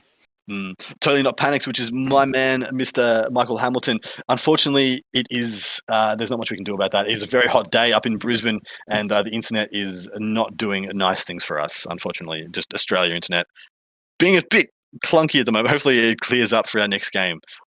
That's it. And looking at George has also pointed out these games also show that elite armies still need trash units to hold parts of the board, and that's exactly right. Full-on elite armies can't actually compete in the moment. I don't think things like custodes, as strong as custodes are, they can't compete in a meta. Well, in Queensland meta anyway. Here, that's what we're finding. Well, it's starting to be a case in where custodes need to take 2 units of Sisters of Silence now, which is funny. Yes. They take two units of Sisters of Silence. They sit their home objectives, and then just takes those shackles off and lets the custodes push up the board and do what they want. Because it feels bad, having 3 custode guard with Storm Shields sitting on an objective in cover, and you just never use them. It feels so bad. That's it. All right, so we're going to stay with Eric's game here for a bit here because I'm really interested to see what these Repentia actually do. So he's used the Seraphim. He's just strapped on the Seraphim to actually clear some space out to move the Repentia up forward. Mm-hmm. Nice. And as we both, though, actually, you mentioned earlier, there they go, the double sixes. The double sixes has come out of the Miracle Dice pool, and we are looking at a 12-inch charge into those breaches. So there are sterilized into that right-hand ruin. That's the right-hand L, yeah? That's correct. Nice. So that's what he was using. He wasn't using the sulfur hounds for that. He put the sterilizer down instead. But as you can see, above the left-hand L, that's where the Seraphim came down. The Seraphim came down. They ate the unit of raiders that were on the top left-hand objective, which enabled the Repentia to come down where they were because they were being zoned out otherwise. So this is a massive play. So Eric is actually now in the backfield. So probably While We Stand We Fight may not have been a great choice as I mentioned earlier because he's going to get in there. So he's got those breaches will die. So what do you think? They're dead. They are 100% dead. So that's I'm of the opinion that's his unit of 4 breaches and a unit of sulfur hounds screening them.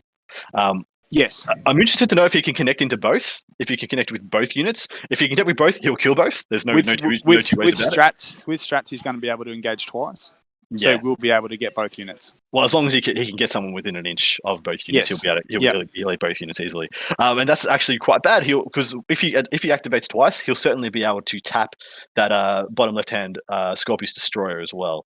I believe that's actually going to cause some big problems backfields for Dan. So he's going to have to actually divert some attention over there. Yeah, well, you look at the line of terrain here. Look at the angle of the left-hand ruin, and you see how it skews down slightly. It slopes. That'll be actually really cut off a lot of line of sight for all these breaches. The breaches actually need to move and retreat away from the army. They need to come back towards the deployment zone in order to see up into that crack. It's actually a perfect piece of play here by Eric, but we expect nothing less. Yeah, that's right. So, like you said, that they won't be able to shoot back into the Repentia. So Dan's going to have to make a choice here. Does he leave those Repentia alone? And then push forward. But having pushed forward, he probably doesn't want to be pushing those breaches forward because then he's going to be coming off the objectives. Yeah. He's going to have to use his sterilizers to come and reinforce the back objectives. And like we see too often, this game is starting to slowly go in Eric's favour. He's just controlling it.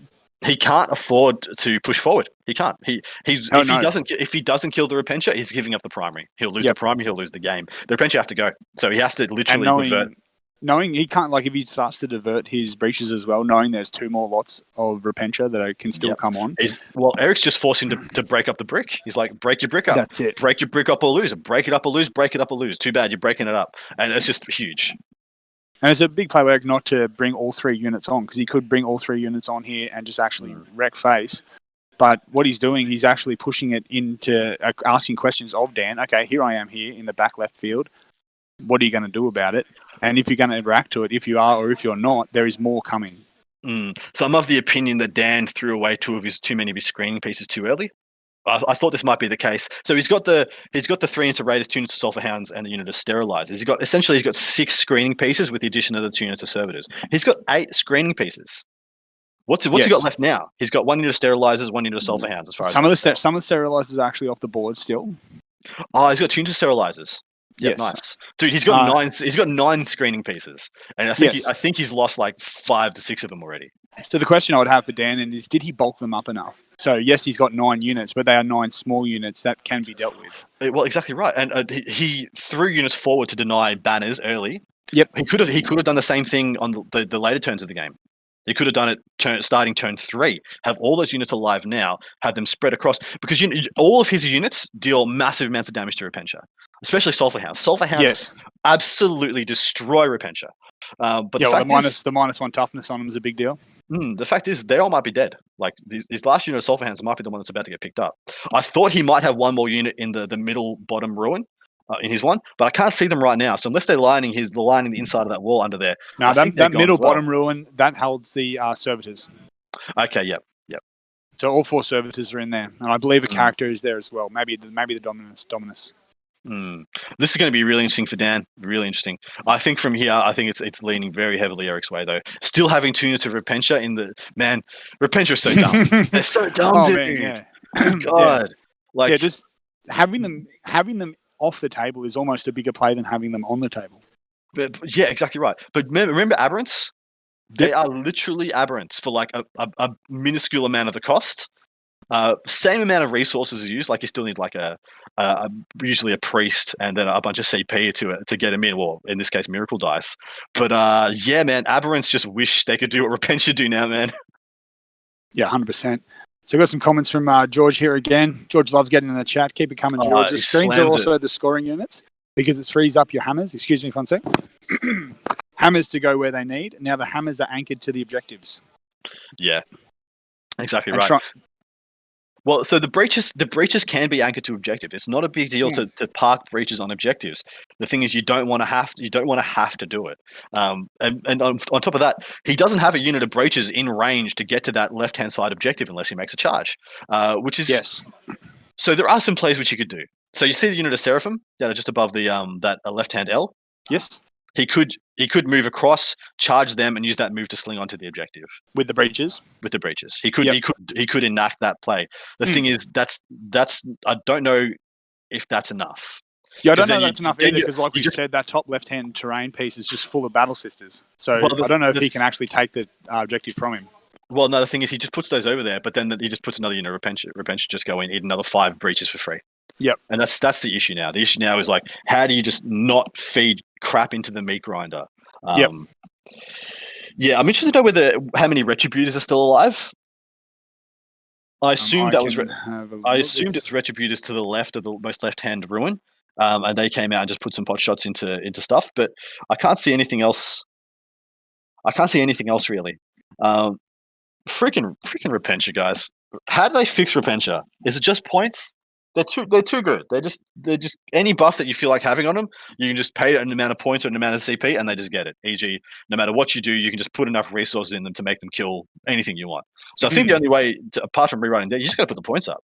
Well, I think a pretty good secret scroll on this list is actually the Celestines. I didn't know anything about them until Eric submitted this list, and I was doing some research, and I'm like, oh my. I think it's like, is it 1 or 2 points more than a battle sister for extra attacks, better weapon skill? Basically a tower drone. Yeah, exactly. The bodyguard rule. It's just, they're so freaking good. They literally mean that you can take while you stand your fight against any opponent.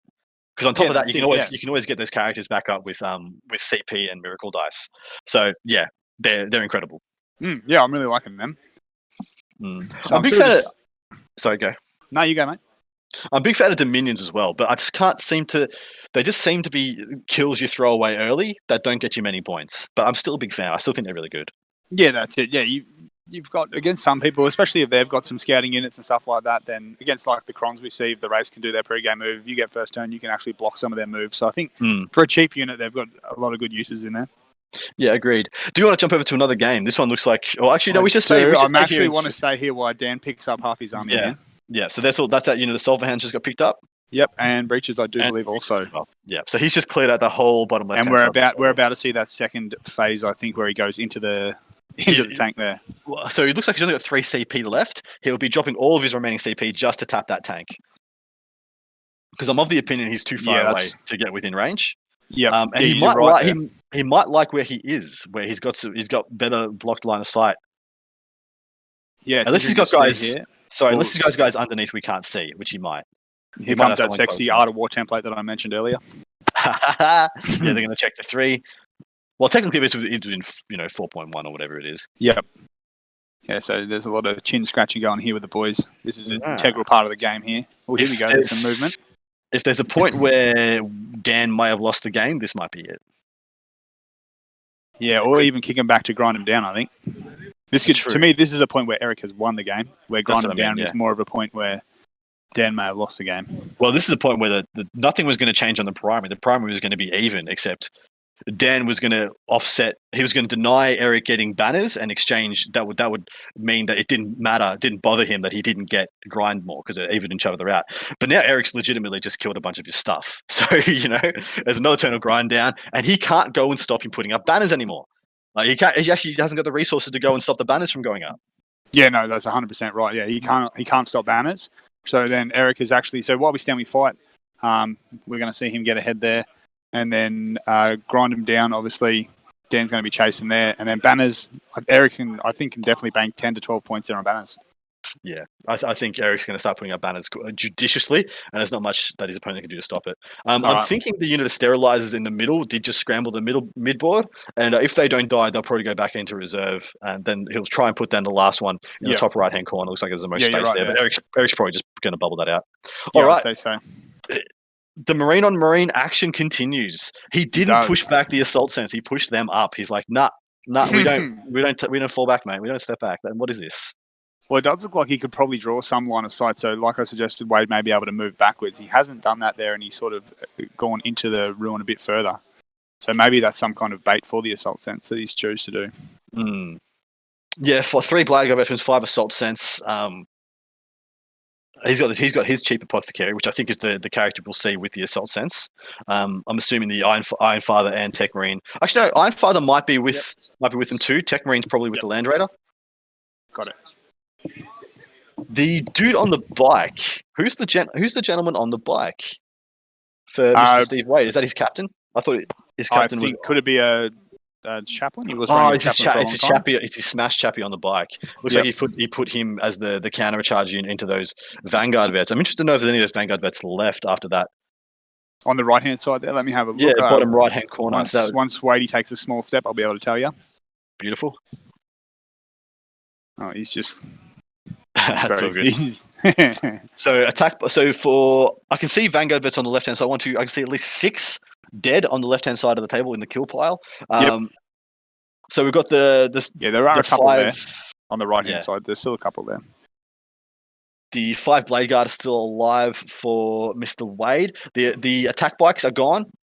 There's a couple of Vanguard vets left. The Assault Centurions are still fine. I can see 5 Assault Centurions there, which means I think that is Feros and the Apothecary hanging out with them.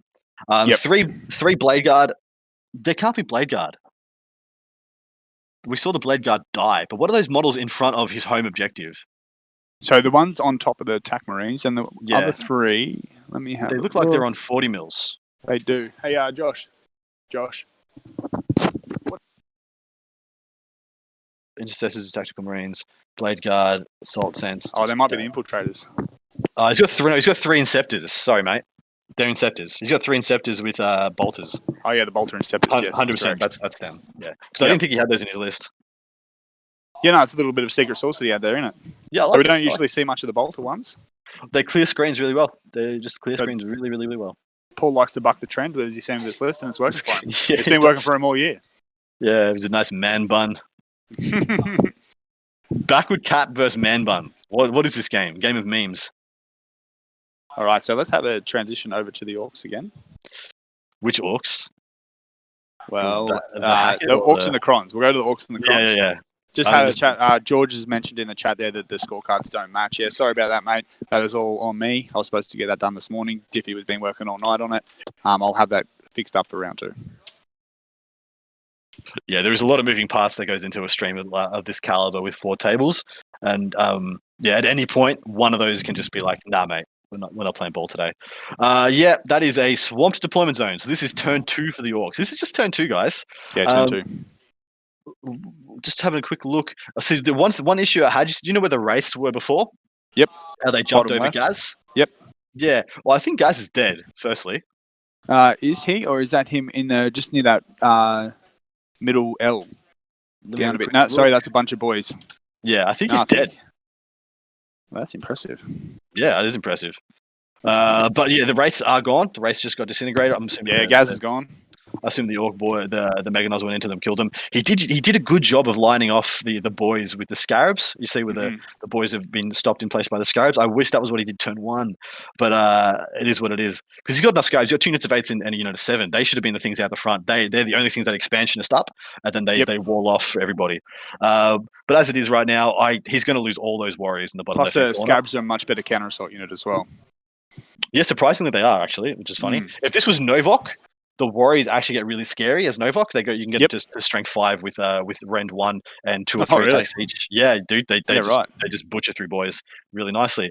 But yeah, right now this is probably the last turn of the game. This is turn 2, but this is the last turn that matters. All the Scarabs will be dead. All the Warriors in the left-hand corner, left-hand side will be dead. He'll just have a unit of Warriors in his the bottom right-hand side L, and maybe the ruin to the left of that.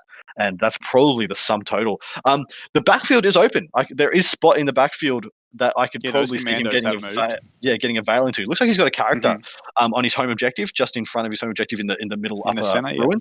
I'm assuming that's a weird boy. Yeah, I would say so. Yeah. He's dejumped everything he's going to dejump. He's just going to sit in objective now.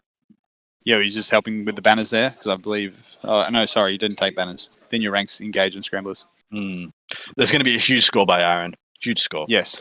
We're going to... Do you know what's going to be rough? We're going to have an Orc off next round. We're going to have Liam's Orcs versus Aaron's Orcs. Well, that's the interesting thing. I was talking to some of the boys last night, and obviously they've got Twitch in their phones, so they can actually see live scores getting updated as it goes. They could almost play who they want to play in the second round if they're a bit smart about it.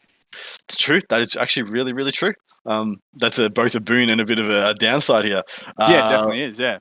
As you can see, I think the only things left for... Actually, he's done a bit of damage here now. At least there's some things dead. All the scrap jets are gone. I can only see 1 unit of Meganobs.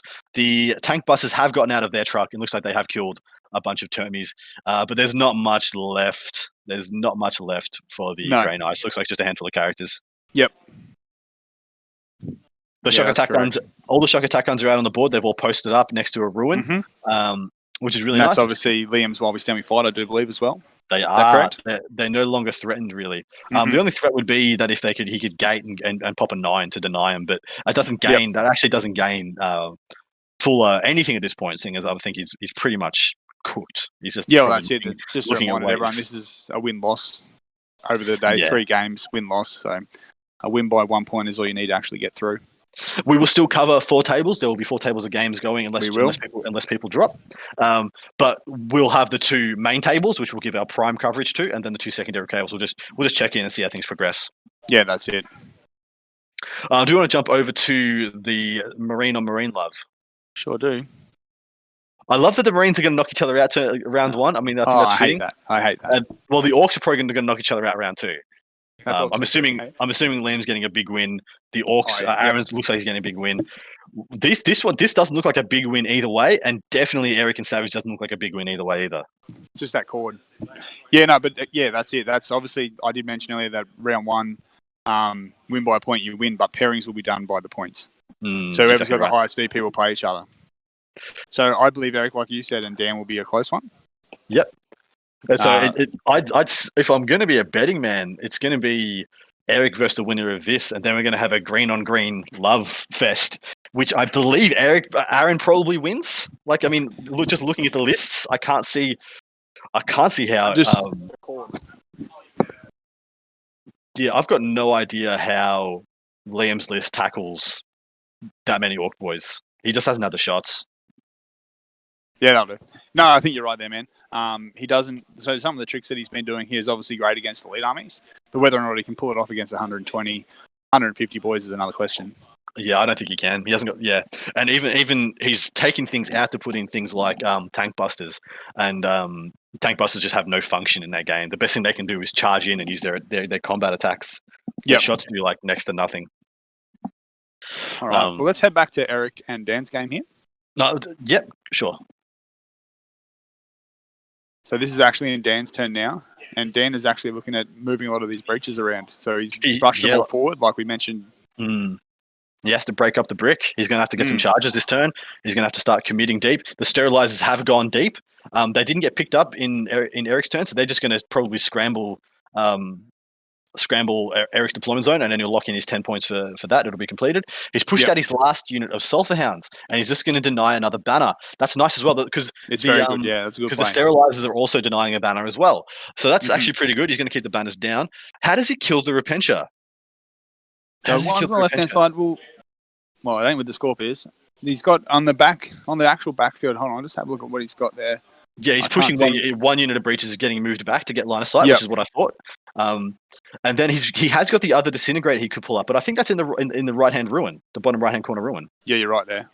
Yeah, because that actually would be a big deal into the Repentia as well. The 9 stubber shots is probably the best thing he's got for killing Repentia. It definitely is, yeah. Which is hilarious. Yeah. Yeah, so the breaches that he's moving back, so he's trying to get line of sight there, I think. The breaches, they're just having a bit of a rules discussion as well here. It's all going down. It's all going down. All right, while they have that rule discussion, we'll go back to the Marines table because you're keen to have a look at that. Yeah, I was. I just wanted to see what the bits and pieces they were doing there, because there was a lot of little nuanced movements going on there. I want to see. We were going into Wadey's turn 2, I believe. Yeah, I believe so. Wadey's. Looks like Paul's the one rolling the actual dice here. Just trying to decipher who's having a turn here. No, this will be a shooting phase for Gurney. Yeah. He's probably shooting assault sense into the Vanguard vets. Yep. The good thing here is that does the Omniscope still give ignores? Does the Omniscope still give ignores cover? Yes, it does. So it's got essentially -2 on these because he'll be in Tact Doctrine. So they will still be taking them to the 3 ups, and they won't be in range. If you see there's no apothecary with them. They won't be in range of an apothecary. What is the 3-man? Is that Blade Guard still alive? Is that in the center? In the top? Top center? Yeah, top left hand home objective for Gurney. What are the 3 on models? The outside there? Did the Blade Guard survive? Bullshit. Calling shenanigans. There's no freaking way. Hold on, let me have a look here. Keep the chat going. I'll be back. Yeah, we'll do. No problems. Any questions in chat? Any of the games you guys want to see, or anything you want us to get our opinions on, or any questions about any of the choices these gentlemen have made, please just line them up. We will knock them down in good order. I'm just stoked this Land Raider Achilles is still alive. What a champion of a unit. It has got this. So bottom right hand corner. They are the Blade Guard. How? I mean, there's 1-on-1 wound, but how? A full unit of Vanguard vets fully ticked up with all the kit. I mean, he transhuman for sure, so it was going into a 4+4+. But they don't have an apothecary. They don't have anything. I mean, maybe he lost one and apothecary's run over and rezzed one, but I can't see that model, so I don't think that's happened. So man, maybe he just laid an absolute freaking egg, because it would be forced to hit, forced to wound, then 4+ involves. So yeah, maybe he did. Maybe he did literally just lay an egg. It definitely could happen. Because surprisingly, as soon as the transhuman happens, like the lightning claws actually do better, but you want to keep the Thunderhammers alive, so they do work when you get to the assault sense. So there is this bit of an issue. Yeah. In which way you want to take it. So I think we've lost. So it looks like I can only see 5 Vanguard vets there. There could be more underneath that overhang of the ruin there. We don't know. Yeah, I think there might be a couple in the ruin. Wadey's looking a little bit thin. Looks like he's lost 2 from his own Blade Guard to the left of the middle objective. There looks like the TAC Marines and the Inceptors have done a little bit of damage there. Yeah, it looks so. But are these like what weight he's pushing up through? Are they helping him? Because they're not actually going to be getting any of his while we stand points. Yeah. Because we'll know the Land Raider is one, and I do believe the character touching it is also one. Orcsman has just said, you said something about meeting Repentia, but Sisters would have much that's great after that. I think that's the act. Yeah, so I think he's saying there that if Repentia do get nerfed, Sisters will still be fine. And I agree with that statement. Sisters are a very deep codex. We're only scratching the surface of how good Sisters are, man. And the fact is this right now, Repentia and Retributors are the two best things in that book. Either of those get nerfed, you'll see more mortifiers. Maybe we'll go back to mechanized. Like each one of those mortifiers that Eric are running has 15 attacks. It's ridiculous. It's so strong, man. But yeah, Sisters is really deep, really deep. The miracle dice. Once you get good players with those miracle dice and they start doing tricks that you can do, like we just saw Eric pull off a 12-inch guaranteed 12-inch charge. And like you said, that's probably going to swing the primary. That's a game-winning point for Eric. Just those miracle dice alone. Yeah, miracle dice just win your games, man. It's a dice game, and one of the players isn't playing with dice; is playing with known quantities. You know, it's just they're a general's dream. Big deal.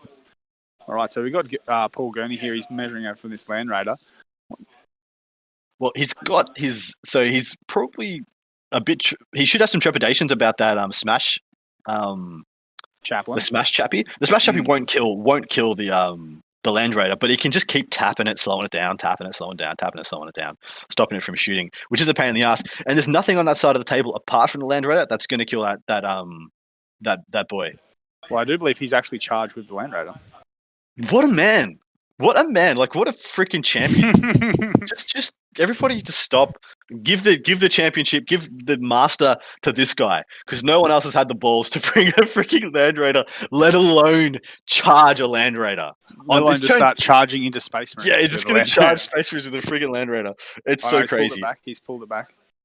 I think what he wants to do here, though, he's stopping the chappy from getting around into his characters, into his juicy bits, because that techie is a while we stand, we fight. Yes, correct. So he's gonna want to stop the chappy from getting into the techie. So actually, that's not a bad play. It's quite clever. Mr. Gurney, he's impressing me, man. He's doing well. Yeah, he knows his army and he's sticking to his guns. He knows what he knows. I'm liking it. Yeah, and this is the strength of having essentially faction mastery, codex mastery. Is you get to do stuff like this. You get to be able to be like, oh shit, I know my book so well. I can take a Land Raider Achilles and make it work. Yeah, 100%. All right, so looking over at. Is it Liam's table? So, yeah, back at Liam's table, we'll see, obviously, things are going away here, mate. We're all done here on Liam's table. See the final wrap-ups. I'm going to quickly look at the games and just see if we can start getting some scores. Because naturally, unfortunately, our scorecards aren't working right now, guys, but we will have those up and running if we are able. I might just throw it to you in a sec. Adam, is that what I might do is, being one headset down, I can't interview players, so I'll get you to interview the players today, and I'll just jump off screen for a sec. Yeah, sure. Yeah, if that works for you, brother. That doesn't bother me. Yeah, man. Haven't had the scores put in for the Gurney Hacker game yet. Yeah, no the worries. Slackers. Yorksman, I've been playing Sisters of the main army since 2006, and the Miracle Dice are the true power of the army. Now Sisters are monsters in shooting, and the auras and general smashiness of the characters is huge. I think Repentia being limited to 1 to 2 units would be a better nerf. Yeah, look, I think they can just go up in points and they'll still be good. The thing is, like, if you can still take, you're right. I think you're actually onto the right money, but maybe in a different way to my thinking. I just don't want to see every Sisters army start with 3 units of them. You know, I want you to be like, yep, 2 units is perfect, and then some at least have the 3rd in, because maybe having the 3rd cost you taking a good quantity of OBSEC or something like that. Right now, we're looking at a bare table, because unfortunately, that's the sum total of what happened here to poor Mr. Fuller. Liam just went through that army like a hot knife through butter, despite it being all Terminator armored up and invulned up and all that stuff. It just didn't matter against all the mortal wounds and all the punchiness of this Orc army. We're back with the Orcs and Necrons, and the Green Tide continues its inevitable advance. Just to push through as it does. Yeah. Man, Aaron might win this event, dude. Man, he could do. He could easily win this event with this list. It's so That's potent. the thing with the 8 players that we have here. That's why it's so cool. Like, it is absolutely like running through fire trying to play through these players here. Any single one of these players could take this out. Well, I'm surprised. I don't feel like any of the players... Well, actually, no, sorry. I only feel like Savage took a list that would put this one through his paces. Yes, that's correct, yeah. Yeah, of the other like 6 lists, sorry, I don't think any of them can contend with this many boys coming at you this fast. Like if Eric goes first and decides to just use his bolters turn one, maybe he can do enough damage over time. You know, each Repentia goes in over the game and kills a whole unit of Orc boys. Maybe then we've got a thing. But dude, Repentia actually, you know what a unit of Repentia doesn't kill? It doesn't kill 30 boys. That's true. They don't have 30 attacks from 8 Repentia because he's only got units of 8. I don't know, man. Fighting twice, and then even just the sisters alone. Like if you look at Eric's list that he's got in combat, he's got neg 1 on his pistols and his weapons. So I think he actually probably could outslug the Orcs. I was about to say he'd have to use the Celestians really well. The Celestians would be the actual X factor. That's a really interesting one. Hey, Orcs, man, it's so cool you've been playing sisters since 2006. Like you've really stuck through them through the lean times. Kudos to you, brother. All right, Adam, I've got Liam with me here, so I'm just going to chuck him on for a bit. Chuck on that Mad Doc. No Let's worries. have a gaze. Let's have a chat. Chinwag. Cheers. That makes it easier. Whoa, Nick, you have a huge head. Oh my god. Hello, brother. How you doing? I'm doing good, Adam. How are you? I'm good as well, man. Your game it went about as well as I thought it was going to go. Unfortunately for Mr. Fuller. I got a lot of experience playing against Grey Knights. I kind of know what the stuff does. And he's invested all these points in characters, and then having just big bricks of Terminators. But unfortunately, you can just like spike mortal wounds, only D6 damage, and then the Mega Knobs. You just got good tools into elite armies. Yeah, I mean, I think one of the big problems is that I think James's army is teched really, really hard into dealing mortal wounds, like with all the characters, the targetable smites, and Ephriel Stern with her Demon Fuge. Mm-hmm. But the problem is that you can't do mortal wounds through walls, like out of line of sight. And so obviously, if you're like my army is elite and melee and elite in shooting, and his army is elite but the same, it's not hard to hide what's important. So it essentially meant that like the key times when he would mortal wound units to death, I was just behind a wall, so it didn't really matter. Yeah.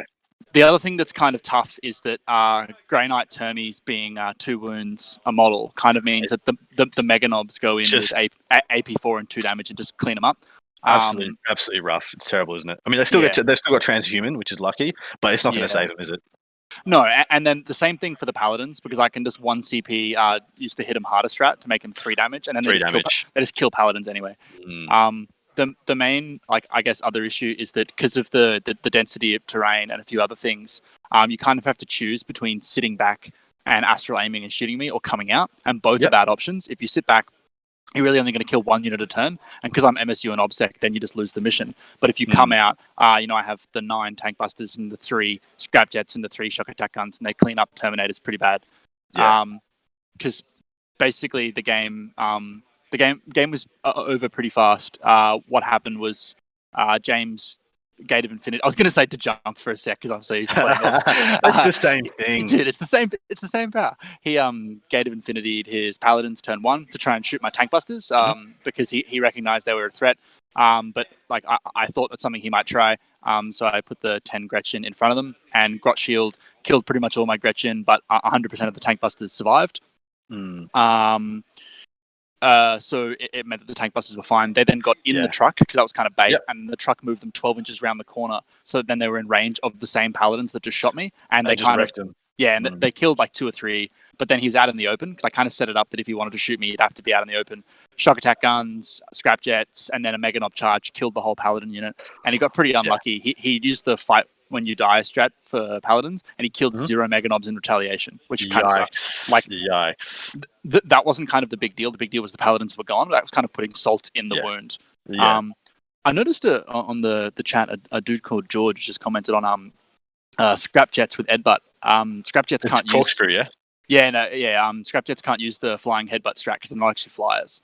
But they can use ramming speed for 3d6 charge, which means they then do on a 2-up D3 mortal wounds and then a 4-up D3 mortal wounds, which is hilarious because I used that stratagem 3 times in the game for all 3 of my scrapjet units. The first one that charged, I charged the scrapjet as well into the Paladins. I actually rolled 6 mortal wounds, and so one scrapjet just went and fucking ran over 2 Paladins, and then a Scrapjet ran over Drago, which is funny as fuck. He just sort of got him like in the grind. Ease up on the swear words. I mean, I'm not a paragon myself, but come on. Only one of us has a doctorate here. So what does the corkscrew give the Scrapjets? It's a double attack, yeah? It's even better. So it's double pile in, double console, and double attack, and it's immediate. So it's immediately after you've completed like your fight, you may pile in and fight again and repeat the whole fight phase. So it's berserkers, called berserkers, yeah. But it's even better because it has the word immediate in it, so you can't interrupt between those rounds. You have to let me do both of mine before that. You can't interrupt.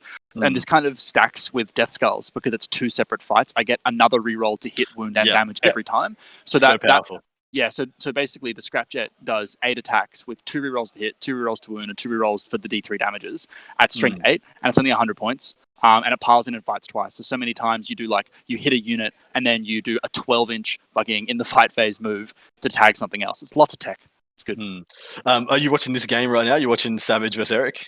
I just have no idea what's going on. Eric's about to win. Is my call. And so I feel like Savage committed too many resources to stopping Eric's primary, and that's enabled Eric to just eat away. Well, because he's been bum rushing onto like putting Solver Hounds and Raiders onto Eric's objective, stopping putting up banners, which has actually, admittedly, hasn't been denying him any primary points. It's just stopping him from getting secondary points. Yeah. But what he's doing, Savage is taking kill more, and every time he stops Eric getting a banner, he's giving Eric a kill. So he's stopping Eric from getting banners, but he's giving up his own ability to score. So they kind of don't gel as well together. He's breaking even, is what he's doing. He's not getting ahead by doing what he's doing. He could be sitting back and not using any of his resources, just picking up some kills with line of sight shooting, and probably coming out ahead. Which I think, or breaking even still, but he'd still have resources. He'd still have guys. Because right now he's got nothing to stop these Repentia who've just infiltrated up. And look at his miracle dice. In true Eric fashion, he's got 4 6s on 7 miracle dice. Jesus. Freak I'm show. Just looking at it from above and from the side, it kind of looks like, you meant like sort of Eric's sisters, from Eric's perspective, on the right-hand flank have sort of pushed forwards. So on the screen, it's the left-hand side, apologies. Yeah. And it looks like they're probably pretty close to getting that Scorpius disintegrator, which is not great, because once they get there, Dan will be at 5 for primary at best. Mm-hmm. Yeah, exactly. Which is if that happens, that is enough for game if you're breaking even. It already is. Yeah. I was about to say any change in so I thought the best thing Savage could do is break even on it's just try and break even. Break in even on primary, which is very easy to do on this one.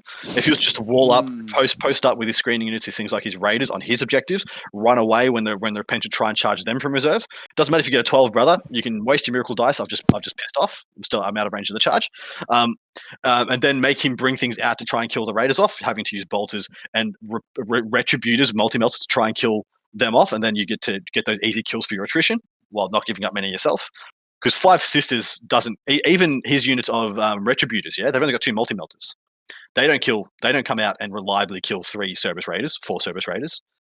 He has to put out some bolters as well, which means there's your attrition. There's your getting ahead there's your breaking even and then getting ahead on Eric. On top of that, you still have screens there in place.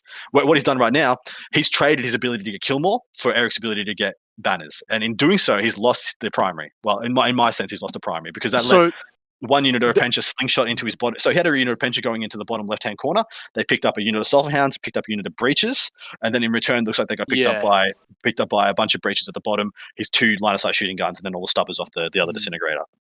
But now, I think one of the issues, like having a look at this, is kind of classic, to be honest, AdMech problems, and one of the reasons why I personally think AdMech has a ceiling in terms of performance is that all of the buffs, many of the buffs anyway, are model by model rather than unit by unit. Yeah. And it also means that and they're also all from like a very small character base, which kind of means that, and you can already see it in where the game's at right now, all of Dan's breaches are essentially on the one side of the table, which basically means that an army like Sisters that doesn't really need character buffs, like each of the units can act independently, kind of means that they can just push both sides.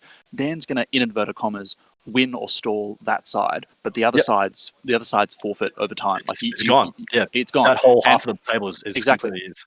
And this is exactly what happened last weekend. We had an RTT here in Brisbane, and I played against a much more junior AdMech player with an extremely similar list to what Dan's playing now. It's actually spooky.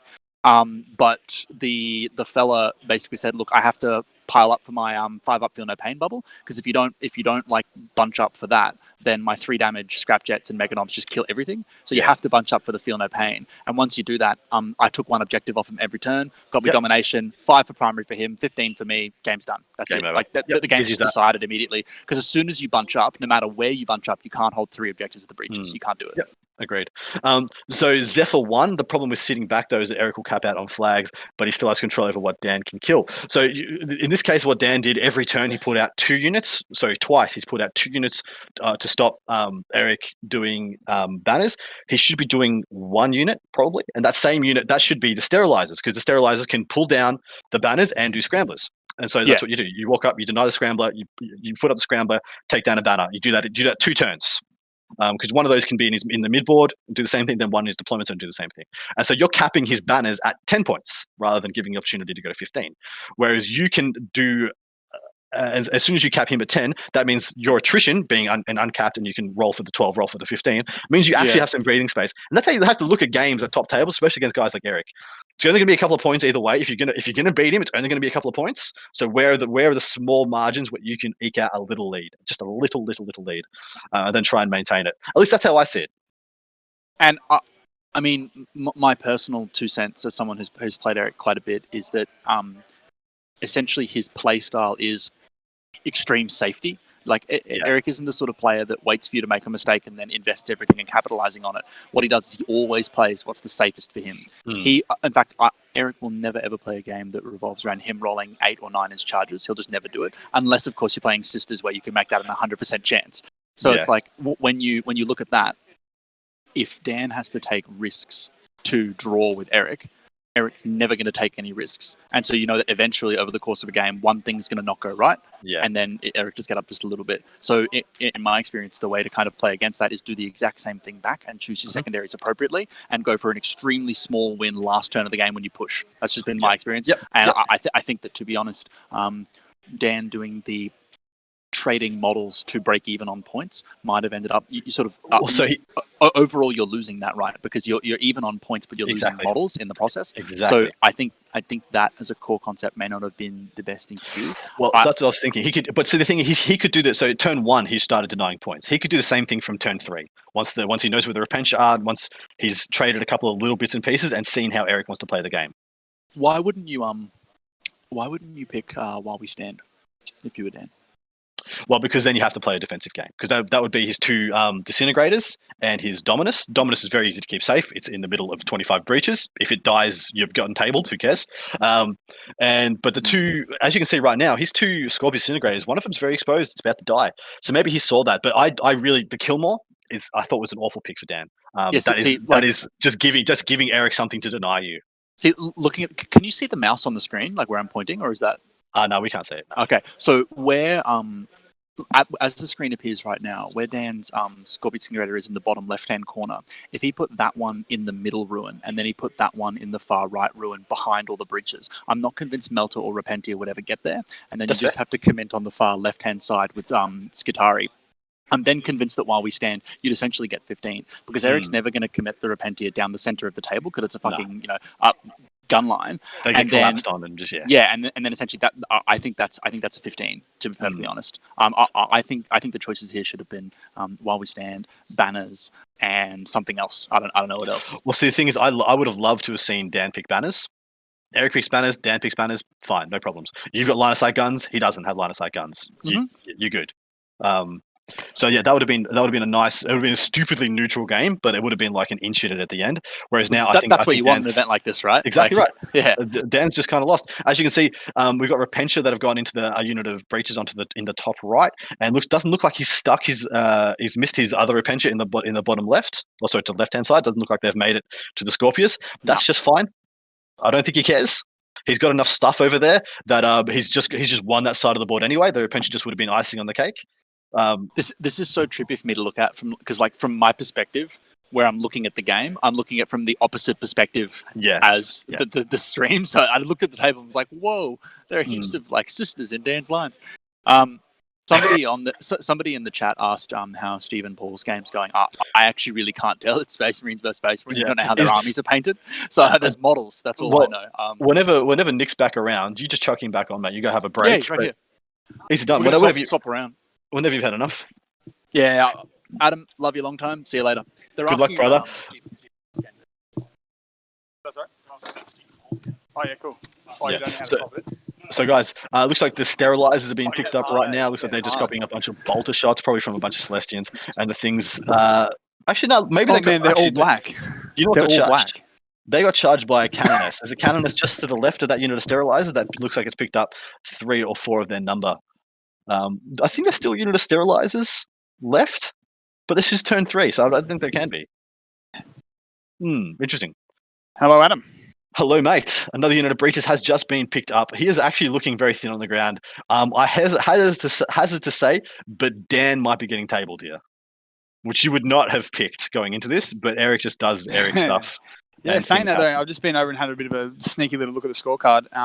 I'll see if I can get Josh to grab me one of their books again, but Dan is actually sneaking slightly ahead on secondaries. I was assuming Dan would be up because he denied all the he's got scramblers. Eric's on 3 for banners currently, based on what they've got in their book. Exactly right. But mind you, Eric's got 15 for while we stand, and there's 0% chance he's going to lose those 15 points now. Yes. So everything is early game now. Yeah, and this is only turn 3. Repentia went into and picked up a brick of breaches. He only has 1 brick of 5 at the backboard, 1 brick of 5 in the midboard, and 1 brick to the right side. He failed. So if you didn't see Nick, he did fail his charge with the Repentia on the left-hand side into the Scorpius Disintegrator. But I think he just rolled that. I think he just rolled those dice. Yeah, he straight up rolled it.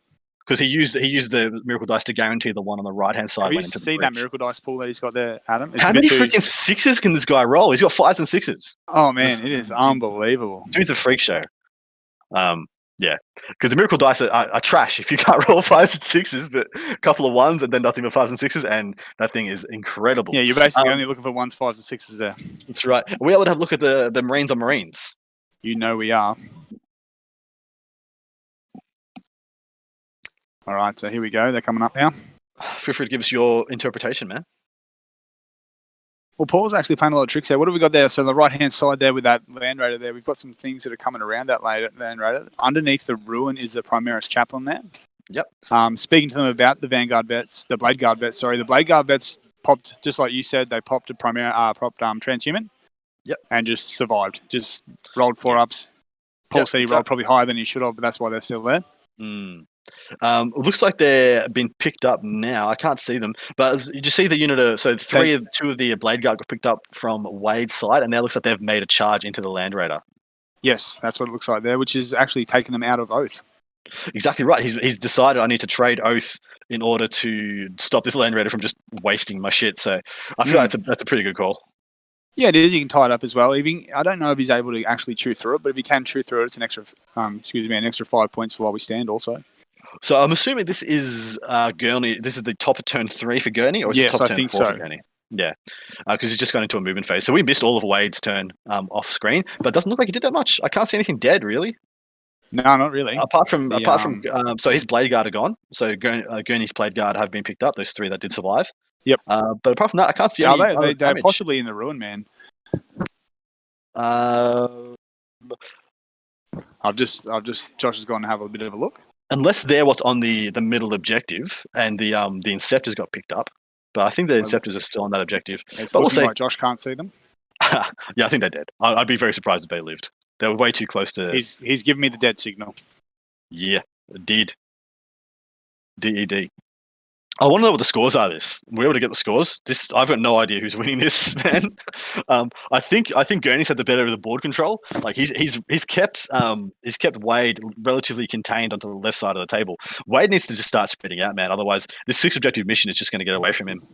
Yeah, I'm actually stealing Wadey's scorebook here for a sec. So let's have a quick here. So he's got Paul while we stand. He's already given him the 15. He's already given him the 15. So wait, what's this one here? Well, so for quarters there, so he's got 2-2-2. So Paulie's on 6 there. Yep. And for the last one, which is scramblers. So he hasn't quite got scramblers yet.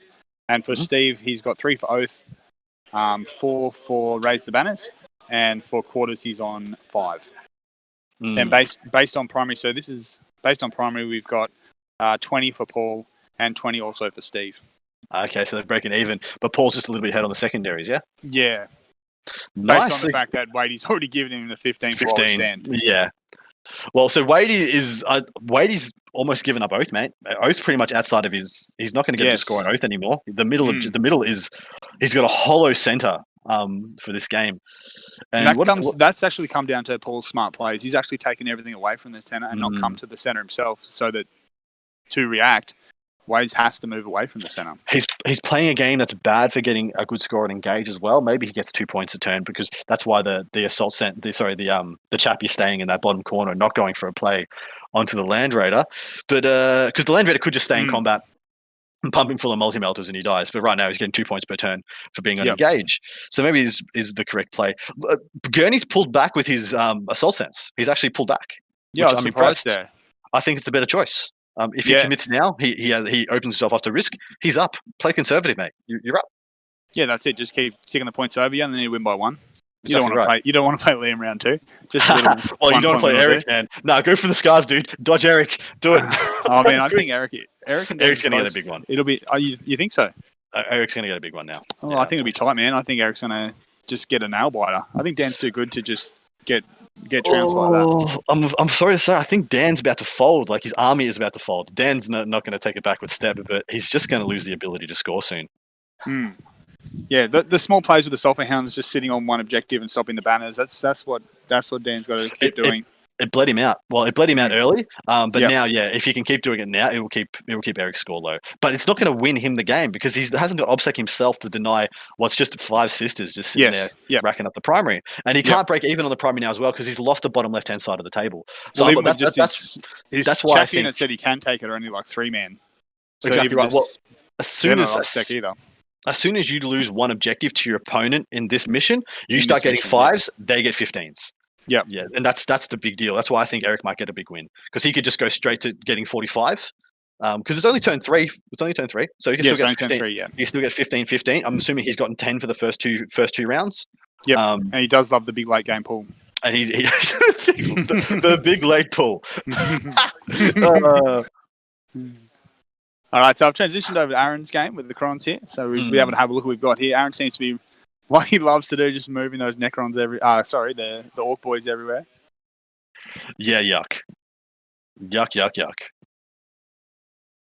Can you tell these guys to hurry up? Actually, the camera's frozen on there. So I do believe we may have had a boot. Someone's booted us there. So we'll go back to... We're still up and going. Oh, camera's frozen. Yeah, the camera's frozen. Oh, douchebags. Yeah, douchebags. All right, so we'll head back to Eric and Dan's game. Man, you gotta repair the entire Dan. Yeah, I gotta rebuild everything here. Everything, yeah. There's destroyers. All right, so heading back to Eric and Dan's game here. Dan's got some breaches that he's starting to push up through the middle here. Starting to get aggressive with them. Yeah, they're going to go in. They're going to see what they can do, try and kill these Repentia off, either through charge or through shooting. Yep. He really needs to make a big aggressive push. There's one mortifier left. I'm not quite sure where it is, unless it's been picked up and we just haven't noticed. I think I'm counting like on screen just for the people at home. There's those 7 breaches that he's got across the top. A unit of 4, a unit of 3. Then there's also a unit, I believe, of 4 down just where his hand is now, just off screen there. Yeah, that's the one he pulled back to kill the Repentia last time. Yeah, so the Retributors are probably going to come into play. I think they're probably been committed, though, in all honesty. They're probably things he was using to kill breaches early on. One Sulphur Hound is still alive, as you'll notice on the top left-hand side objective for Eric. There's one Sulphur Hound that's taken some wounds. That survived the Celestian charge, is what I assumed that was that charge, or it was just some Battle Sisters. So he's going to continue to deny another banner. Yep. Take another banner down, deny that again. But I think Eric should be pretty safe to be getting 2 banners every turn for the rest of the game, which probably puts him around somewhere between 9 and 11, I think. Yeah, which is actually high. I was looking at some statistics over the weekend, and the average to score for a secondary is actually 7 points. There you go. So he got 1 turn 1, 1 turn 2, and then he can get 2, 4, 6. So yeah, no, you're probably right. He probably is looking about around 8. So I gave him 2 for one of the first turns, but we know he was denied. Yep. So his Scorpius Disintegrator has moved out from the ruin just to probably get a peek at those Repentia. Actually, both of them have popped out a little bit. You see the one on the right-hand side is also popped out because he just needs every single shot he can get. Those stubbers of the bottom right-hand one will go into the Repentia as well. He can't risk he can't risk charging them if he doesn't have to. Just shoot him dead. Shoot them. Kill him. Just kill him by any means necessary.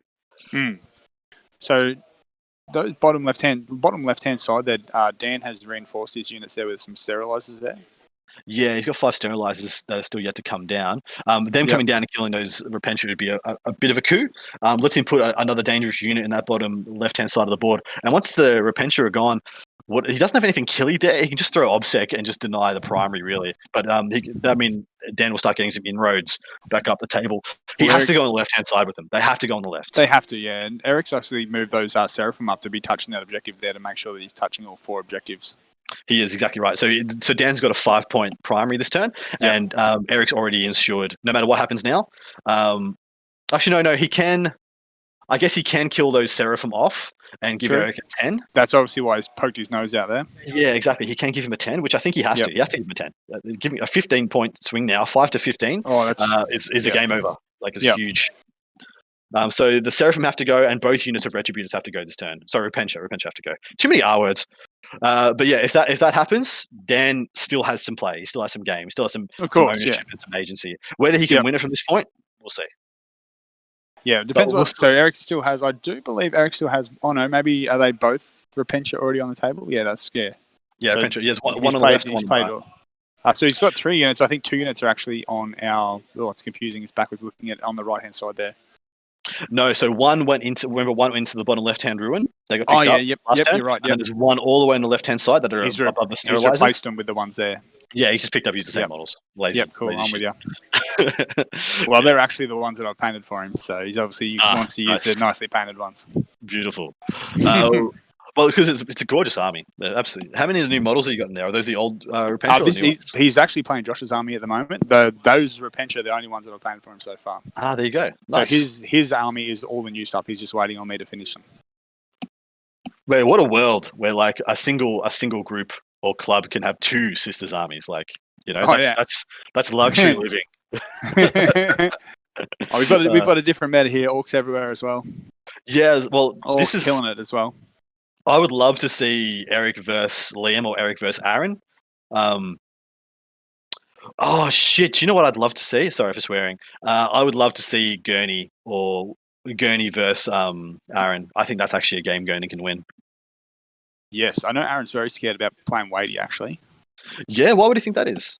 I think he's just a bit worried that he can just out combat him. He thinks that Wadey can actually just punch him and get through. Two units of Vanguard, a unit of Flamer Aggressors, a unit of unit of 5 Blade Guard. He can just go in body for body against him, can't he? He can do, and he's got the durability that out durability him. Well, because actually that is better. Because I was thinking solely about how good the assault sense would be against Aaron. Yes, because they can legitimately pick up 60 boys. So it's like, definitely, dead. But yeah, he has ways to deal with Gaz easy. He can shoot him and assault him. So it only take him 1.5 turns to get rid of Gaz. Well, Wade is even better because he has mass 2+ armor saves across all his Vanguard vets and his Blade Guard, and then he's got toughness 5. You can't charge me goodness in his Flamer Aggressors. He tries to charge the aggressors, and he's like, cool. These guys are going to die, but we killed 20 Orc boys on the way in. We'll take it. You just take that trade. So man, yeah, actually there is still some hurdles here for Mr. Green. I think Eric has a decent game against him as well, but I would actually tip Aaron over Eric list on list. But you can never bet against Eric. He just always finds a freaking way, the dude. Yeah.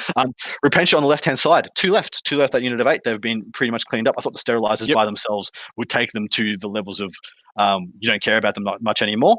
As for the Seraphim also gone as well. So that is Eric's not getting a 15 on primary anymore. He'll be getting a 10. So that's a big play, big smart play there from Dan. Yeah, exactly right. Those sterilizers had to go on the left-hand side. The last 2 of those Repentia have been picked up as well. The Repentia on the right-hand side, they haven't taken any damage yet, but I think that's just because the dice haven't been rolled yet. Yeah, I think we just haven't got to the breaches yet. Yeah, all of a sudden the left-hand side doesn't seem as strong. See, the Sterilizer's coming down, the Seraphim, and then getting picked up. He's going to have to be slinging Sisters. He's going to sling Sisters pretty much, maybe use a 4 or one of his 4 or 5s on his Miracle Dice and just make sure you get a good advance and just keep making him have to shoot stuff off his home objective and keep giving him 5s on the primary. Even then, that'll start weighing his way anyway, because I can't see any way to stop Eric getting 10s now. You can stop him getting 15s, but how do you stop him getting 10s? But Eric can still give you 5s. And I think that's pretty key. Yeah, that's it. And I think looking at it now, it's possibly that Dan the next couple of turns could easily get 6 to 9 points on grind him down. Yeah, it's starting to come up that like I said, at some point Eric has to expose and start playing the game. But I'm of the opinion, like I said, he's probably going to get 9 at best for grind him down, yeah? Yes, at best, 9. He hasn't got any so far for the first 2 turns, so... Which is fine. I think for a secondary choice of a game of this caliber, getting 9 on any secondaries is a pass. Oh, definitely, yeah. Yeah, I can see. 9 would be good for Dan if he can get 9 on grind down. Especially at the start, I wouldn't have picked him for getting 6. I would have thought 6 would have been the max he'd get. Yeah, same. I thought it'd be easier to deny him 3, but having the Repentia off in reserve meant that you had to kind of commit them or walk them on the backboard and never use them. So he's going to get his 10 for Scramblers. That should already be done. The Sterilizer should have got that done last turn. He's got his minimum, we're thinking, was 6 to 9. We'll go with 9 for grind. What's his third one? Was it Engage? Yes. So Engage, I'd say he's got. Well, he should have gotten 3 for the first 2 turns because he had guys on both of Eric's home objectives as well. So 3, 6, probably 9 for this turn as well. So it's 9. So he's got 9 so far. He's on track to get another 2 for the end. So he's on track to get like 13 points on Engage, which is really nice. Yes. Yeah, that's good. Yeah, I'd make him one of the best armies at getting Engage.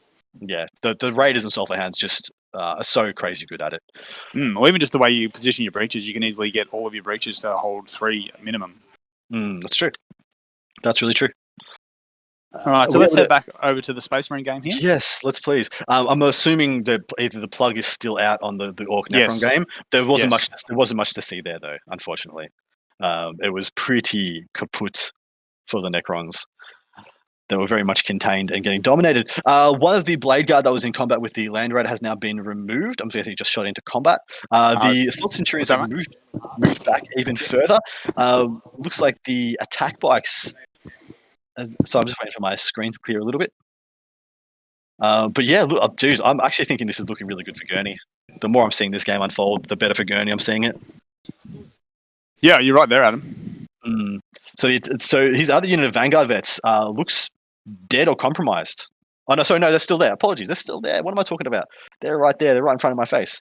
Behind them, he's got his Plasma Inceptors. Looks like one of their number has been destroyed. He's still got 3 attack bikes. Or there's 2 attack bikes being backed up by his Teeth of Terror captain. But yeah, he's continued to fall back these assault stands. I like that play.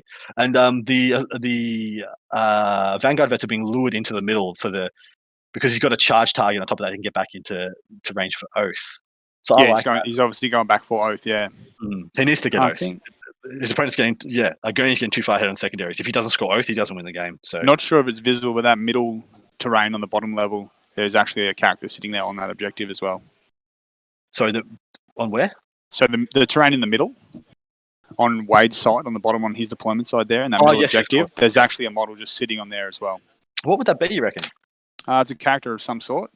He's only got... It's an apothecary. Okay, cool. Yeah, because he's only got the 3 characters. He's got the Smashy Chap, the Smash Captain, and the Apoth. So that's hilarious. He's just like he made the value judgment. The Apothecary has to set an objective, and therefore he's given up Feel No Pain on. You see, he had his whole brick move up on the left hand side without Feel No Pain.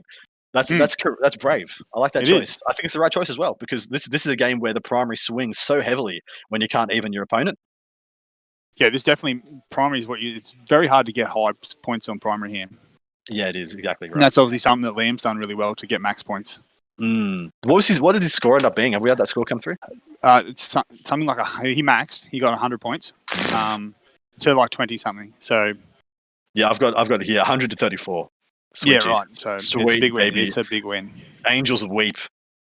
That's ridiculous. Yuck. So the rest of these, maybe you're right. Maybe you're having the 2 orcs off.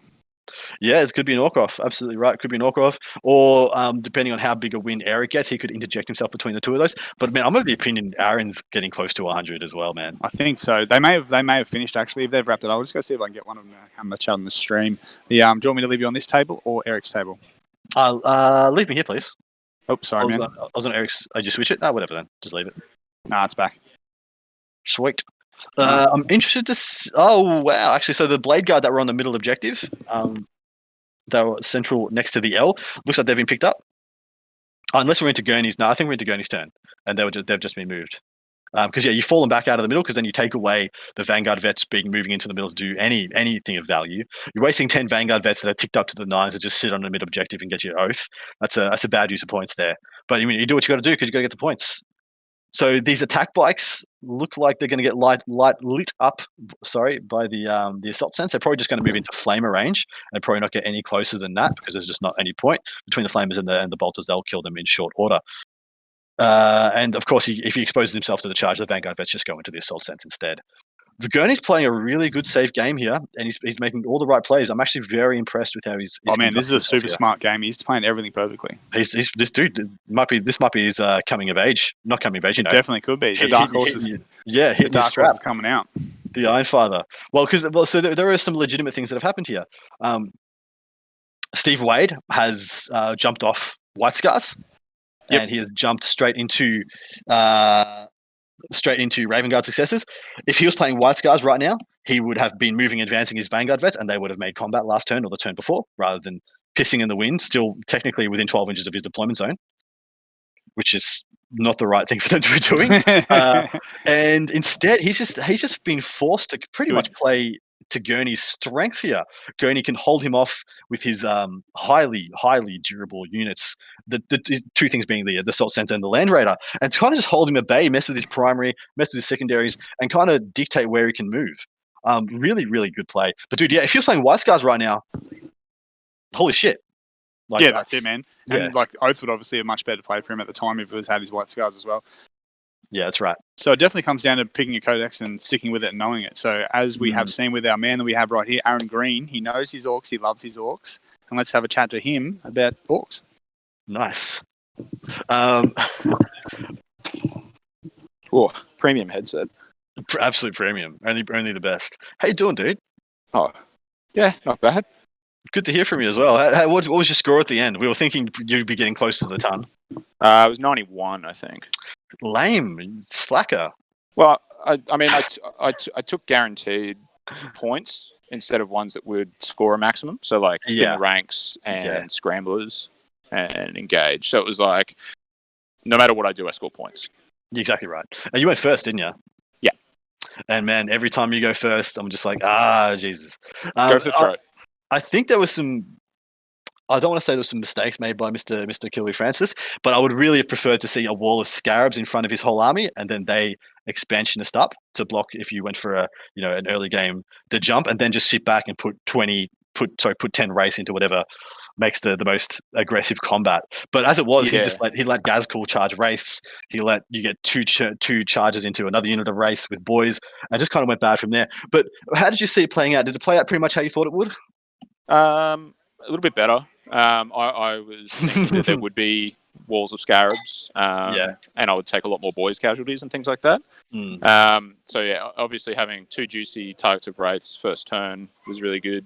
Being able to get Gaz in, like with Gaz and deploying him on the front line, I think I advanced him 4 or 5 inches, and then putting bull charge on him because it was a 7-inch charge, so I just bull charged it to guarantee it. And that felt good. He didn't do as much as I would like, and he took a bit more in return. But then he just absorbed like 2 warrior squads of shooting, and then got killed by Wraith, but then fought in death and killed the Wraith. So he got his value, and I knew he'd probably die. So he took 4 from the Wraith when he charged them, and then you took 4 from the Reaper, and then another 4 from the Wraith when they charged back in. Yeah, he only the rapid fire Gauls. He took I think 1 wound. And then so he had to commit another warrior squad into it. That's pretty good. Which did the rest. And then but he was just able to do the business when he died anyway. So that was like both sets of race off the table turn 1, and that just gave me a lot of freedom. Yeah. So Well, I was really worried for him because his race was so close to Gaz. If he didn't kill Gaz or left or took him down to his 5th wound, e.g. the race couldn't go in and kill him, Gaz was just going to intervene back into this race, wasn't he? Yeah, well, Gaz almost lived. So when the race killed him, he passed 2 out of 4 saves, and I just had to, I re-rolled it to try and jank the 4 up. And if he had lived, it would have been actually huge. It would have been really nice, but no. Nah, fair enough. So we were talking about matchups for you going past this. It looks good for Gurney getting up on Wade, which I think you'll be happy to hear.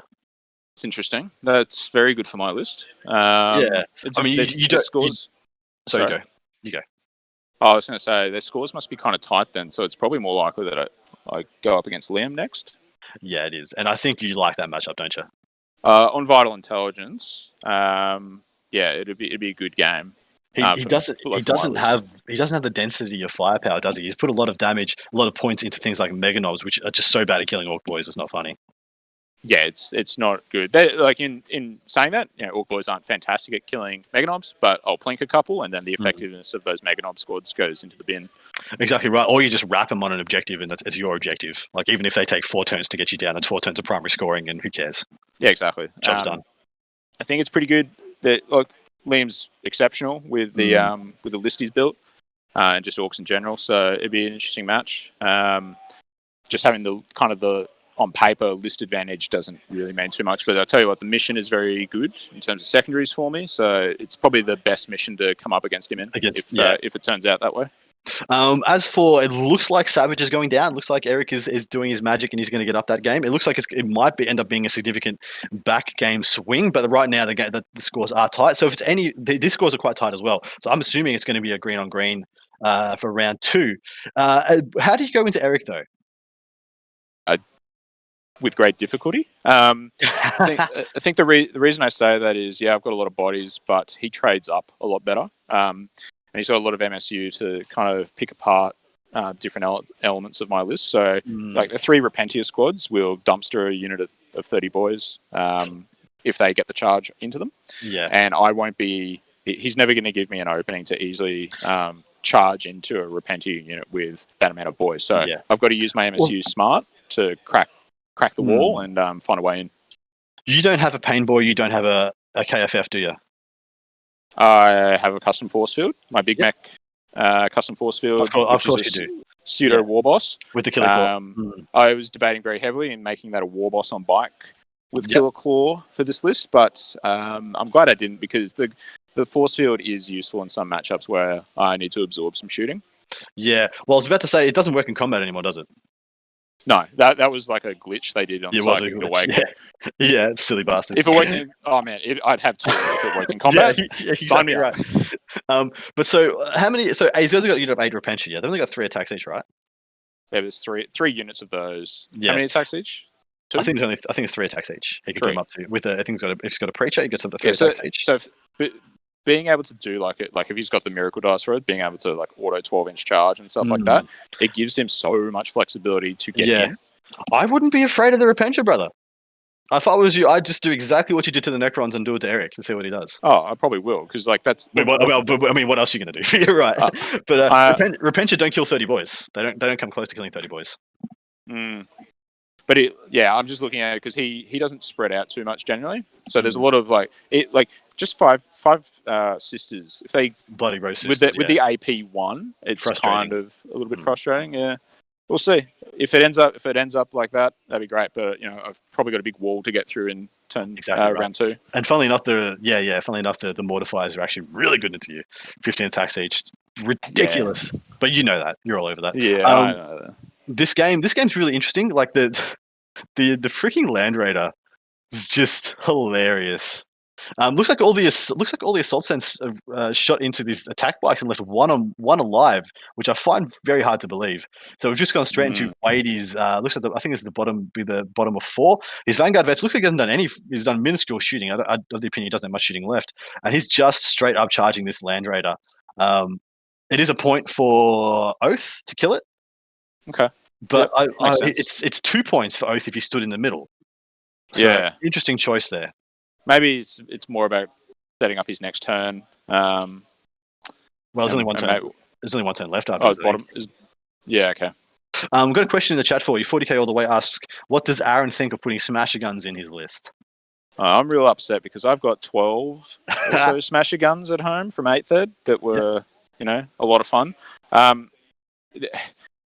just don't think that they're viable at the moment in the kind of lists that I want to play and the way Ninth operates. So as soon as you put 6 Smasher Guns in there, it's like 12 points for bring it down, and they're pretty easy to kill, really, especially in this elite heavy meta.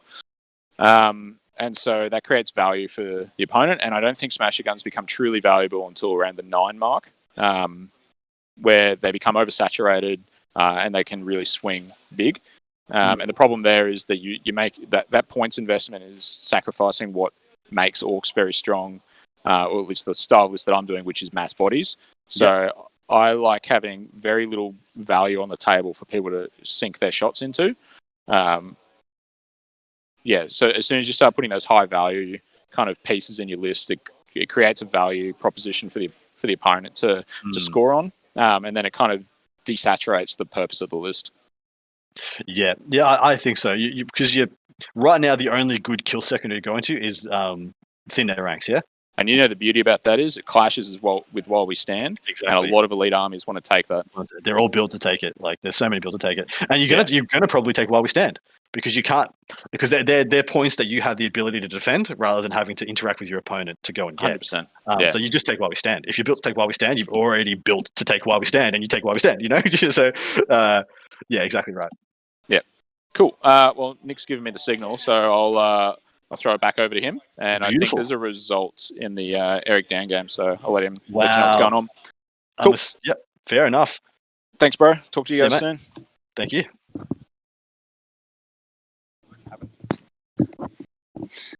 Adam, how did it go down? Man, we have some results here. All right, so looking at the sisters and Dan. 70-something to Eric? No, man, it was close. It was like, from memory, it was like 30, so 59 on to Eric, to maybe something like 45 or something to Dan. It was very close, man. If they've put it in, I'll bring it up right now for us. They're just going through. Dan is throwing his very nice Art of War book across the room. Well, fair enough. It was pretty obvious it was going to go down after. There it is. We can see it for ourselves. Wait, was this the last turn? What happened was, I think they sort of ran out of time. They finished turn 4. Yep, that makes sense. That'd be why they haven't got into the 70s for their primaries and secondaries and stuff. But that makes sense. I'm happy they called it at the end of the turn. Does that mean they're on the last turn as well for the Marines on Marines? Yes, and actually, Wadey's having his last turn. I'm pretty certain we have predetermined sort of scores there, and it looks like Paul got up. Yeah, Paul has taken the big win. I was assuming Paul was going to get up by about somewhere between 5 to 15 points. I think it's like 59. Oh, here we go. 66 to... Oh, what's that number? Oh, sorry. Wadey's got up. 83 to 66. Wow. How did he do that? He filled out the scorecard. I have no idea how he won that game. Yeah, I'm not sure either. They've taken the scorebook back off me, so we'll obviously get Wadey over when we can. We'll get Eric on. I'll get the boys on to have a chat with you once they're free. Well done to them. Cheers. So that's pretty much sets it in for a green on green, and then a Raven Guard versus Sisters round 2.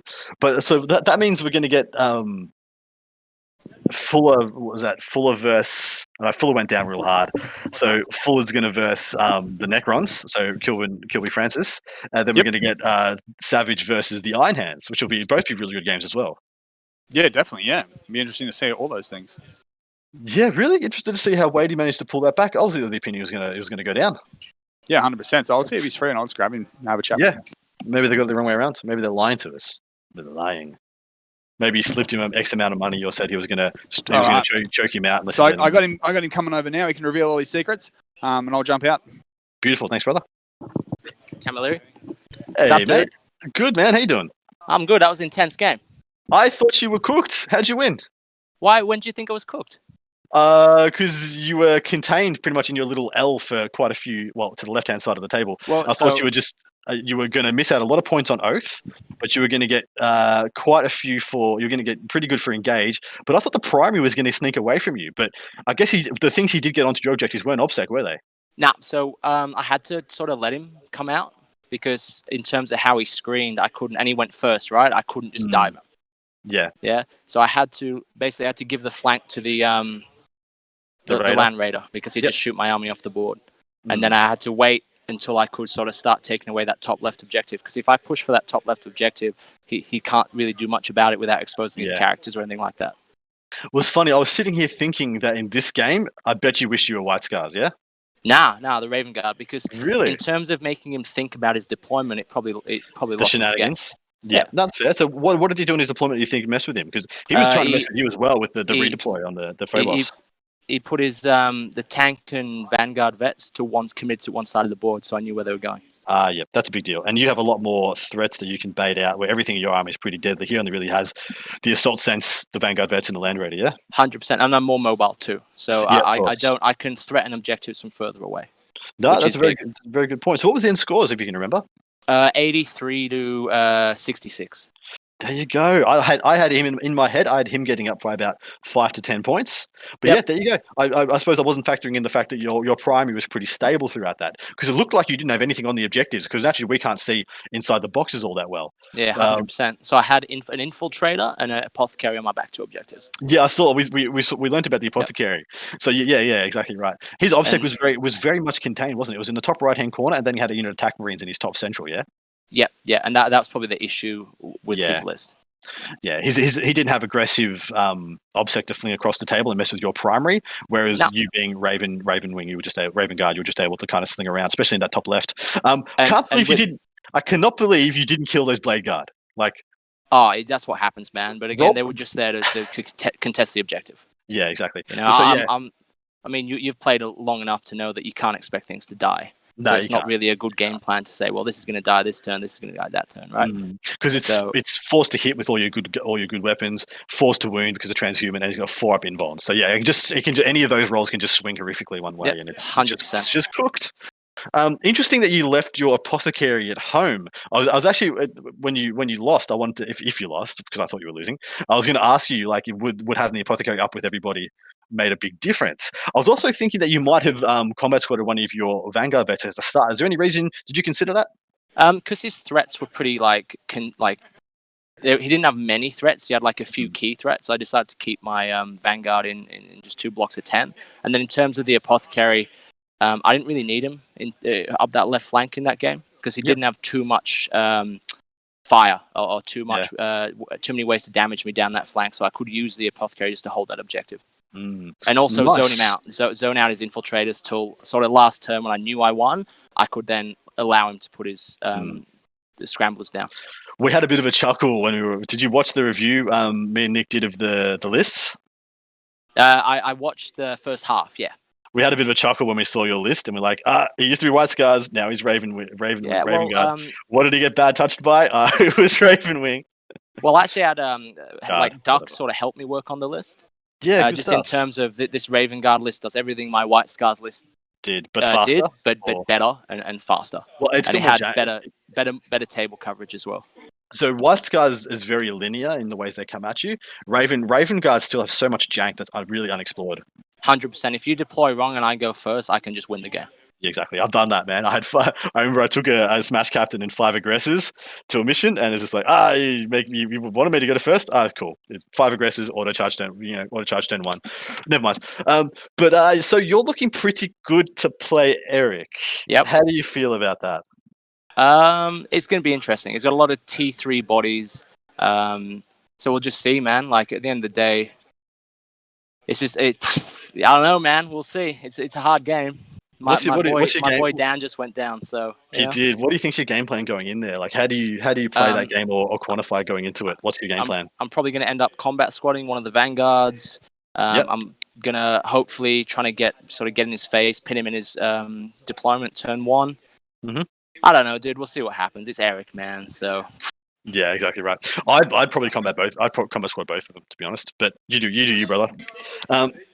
Interesting mission as well. So Liam is playing Aaron. It looks like so. It's green on green hate. I'm of the opinion Aaron's probably safe in that one, seeing as Eric. So Liam just doesn't have the quantity of either bodies or shots to pull him down. But what are your thoughts?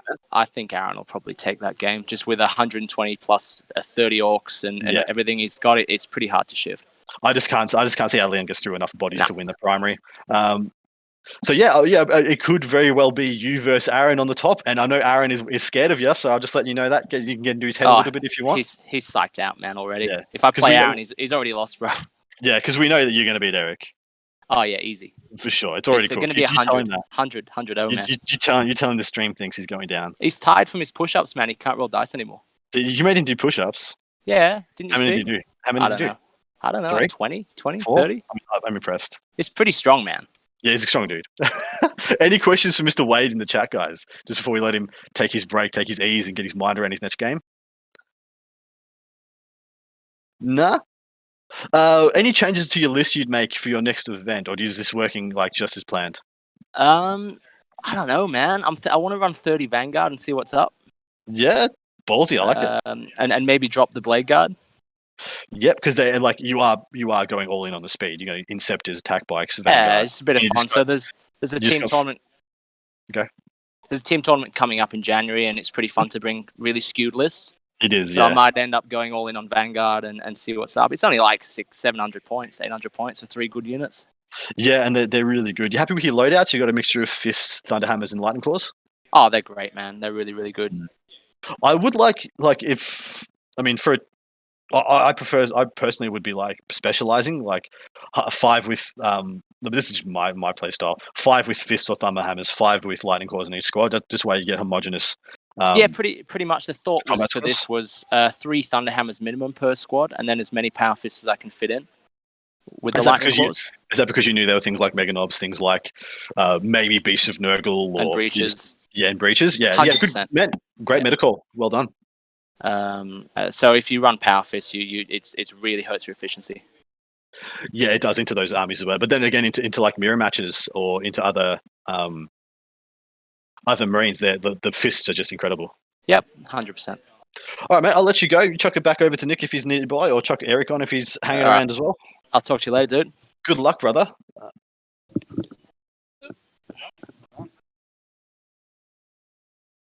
Yeah, man. How I had to play the game, bro. Yeah, okay. Yo. Hey, man. How you doing? Hey, bro. Good. Yeah. Nice. Are we ready to call it, or you got time We are, to man. Yeah, Ez has already taken off. He's already hanging out. We're going to get him in the next one. No problems at all. All right, guys. That'll be us taking a break now. How long we got for lunch? Half an hour to 45 minutes, something like that. All right, so you can expect us back in about half an hour 45. Hopefully you guys have enjoyed this coverage. Nick's going to be a busy boy getting all these tables realigned. Hopefully we get the scorecards up for you guys as well. I'll certainly be doing anything I can to help. I'll be having some food as well. So we'll see you guys back in about 45. No worries. Take care and thanks for joining us, guys. See you later.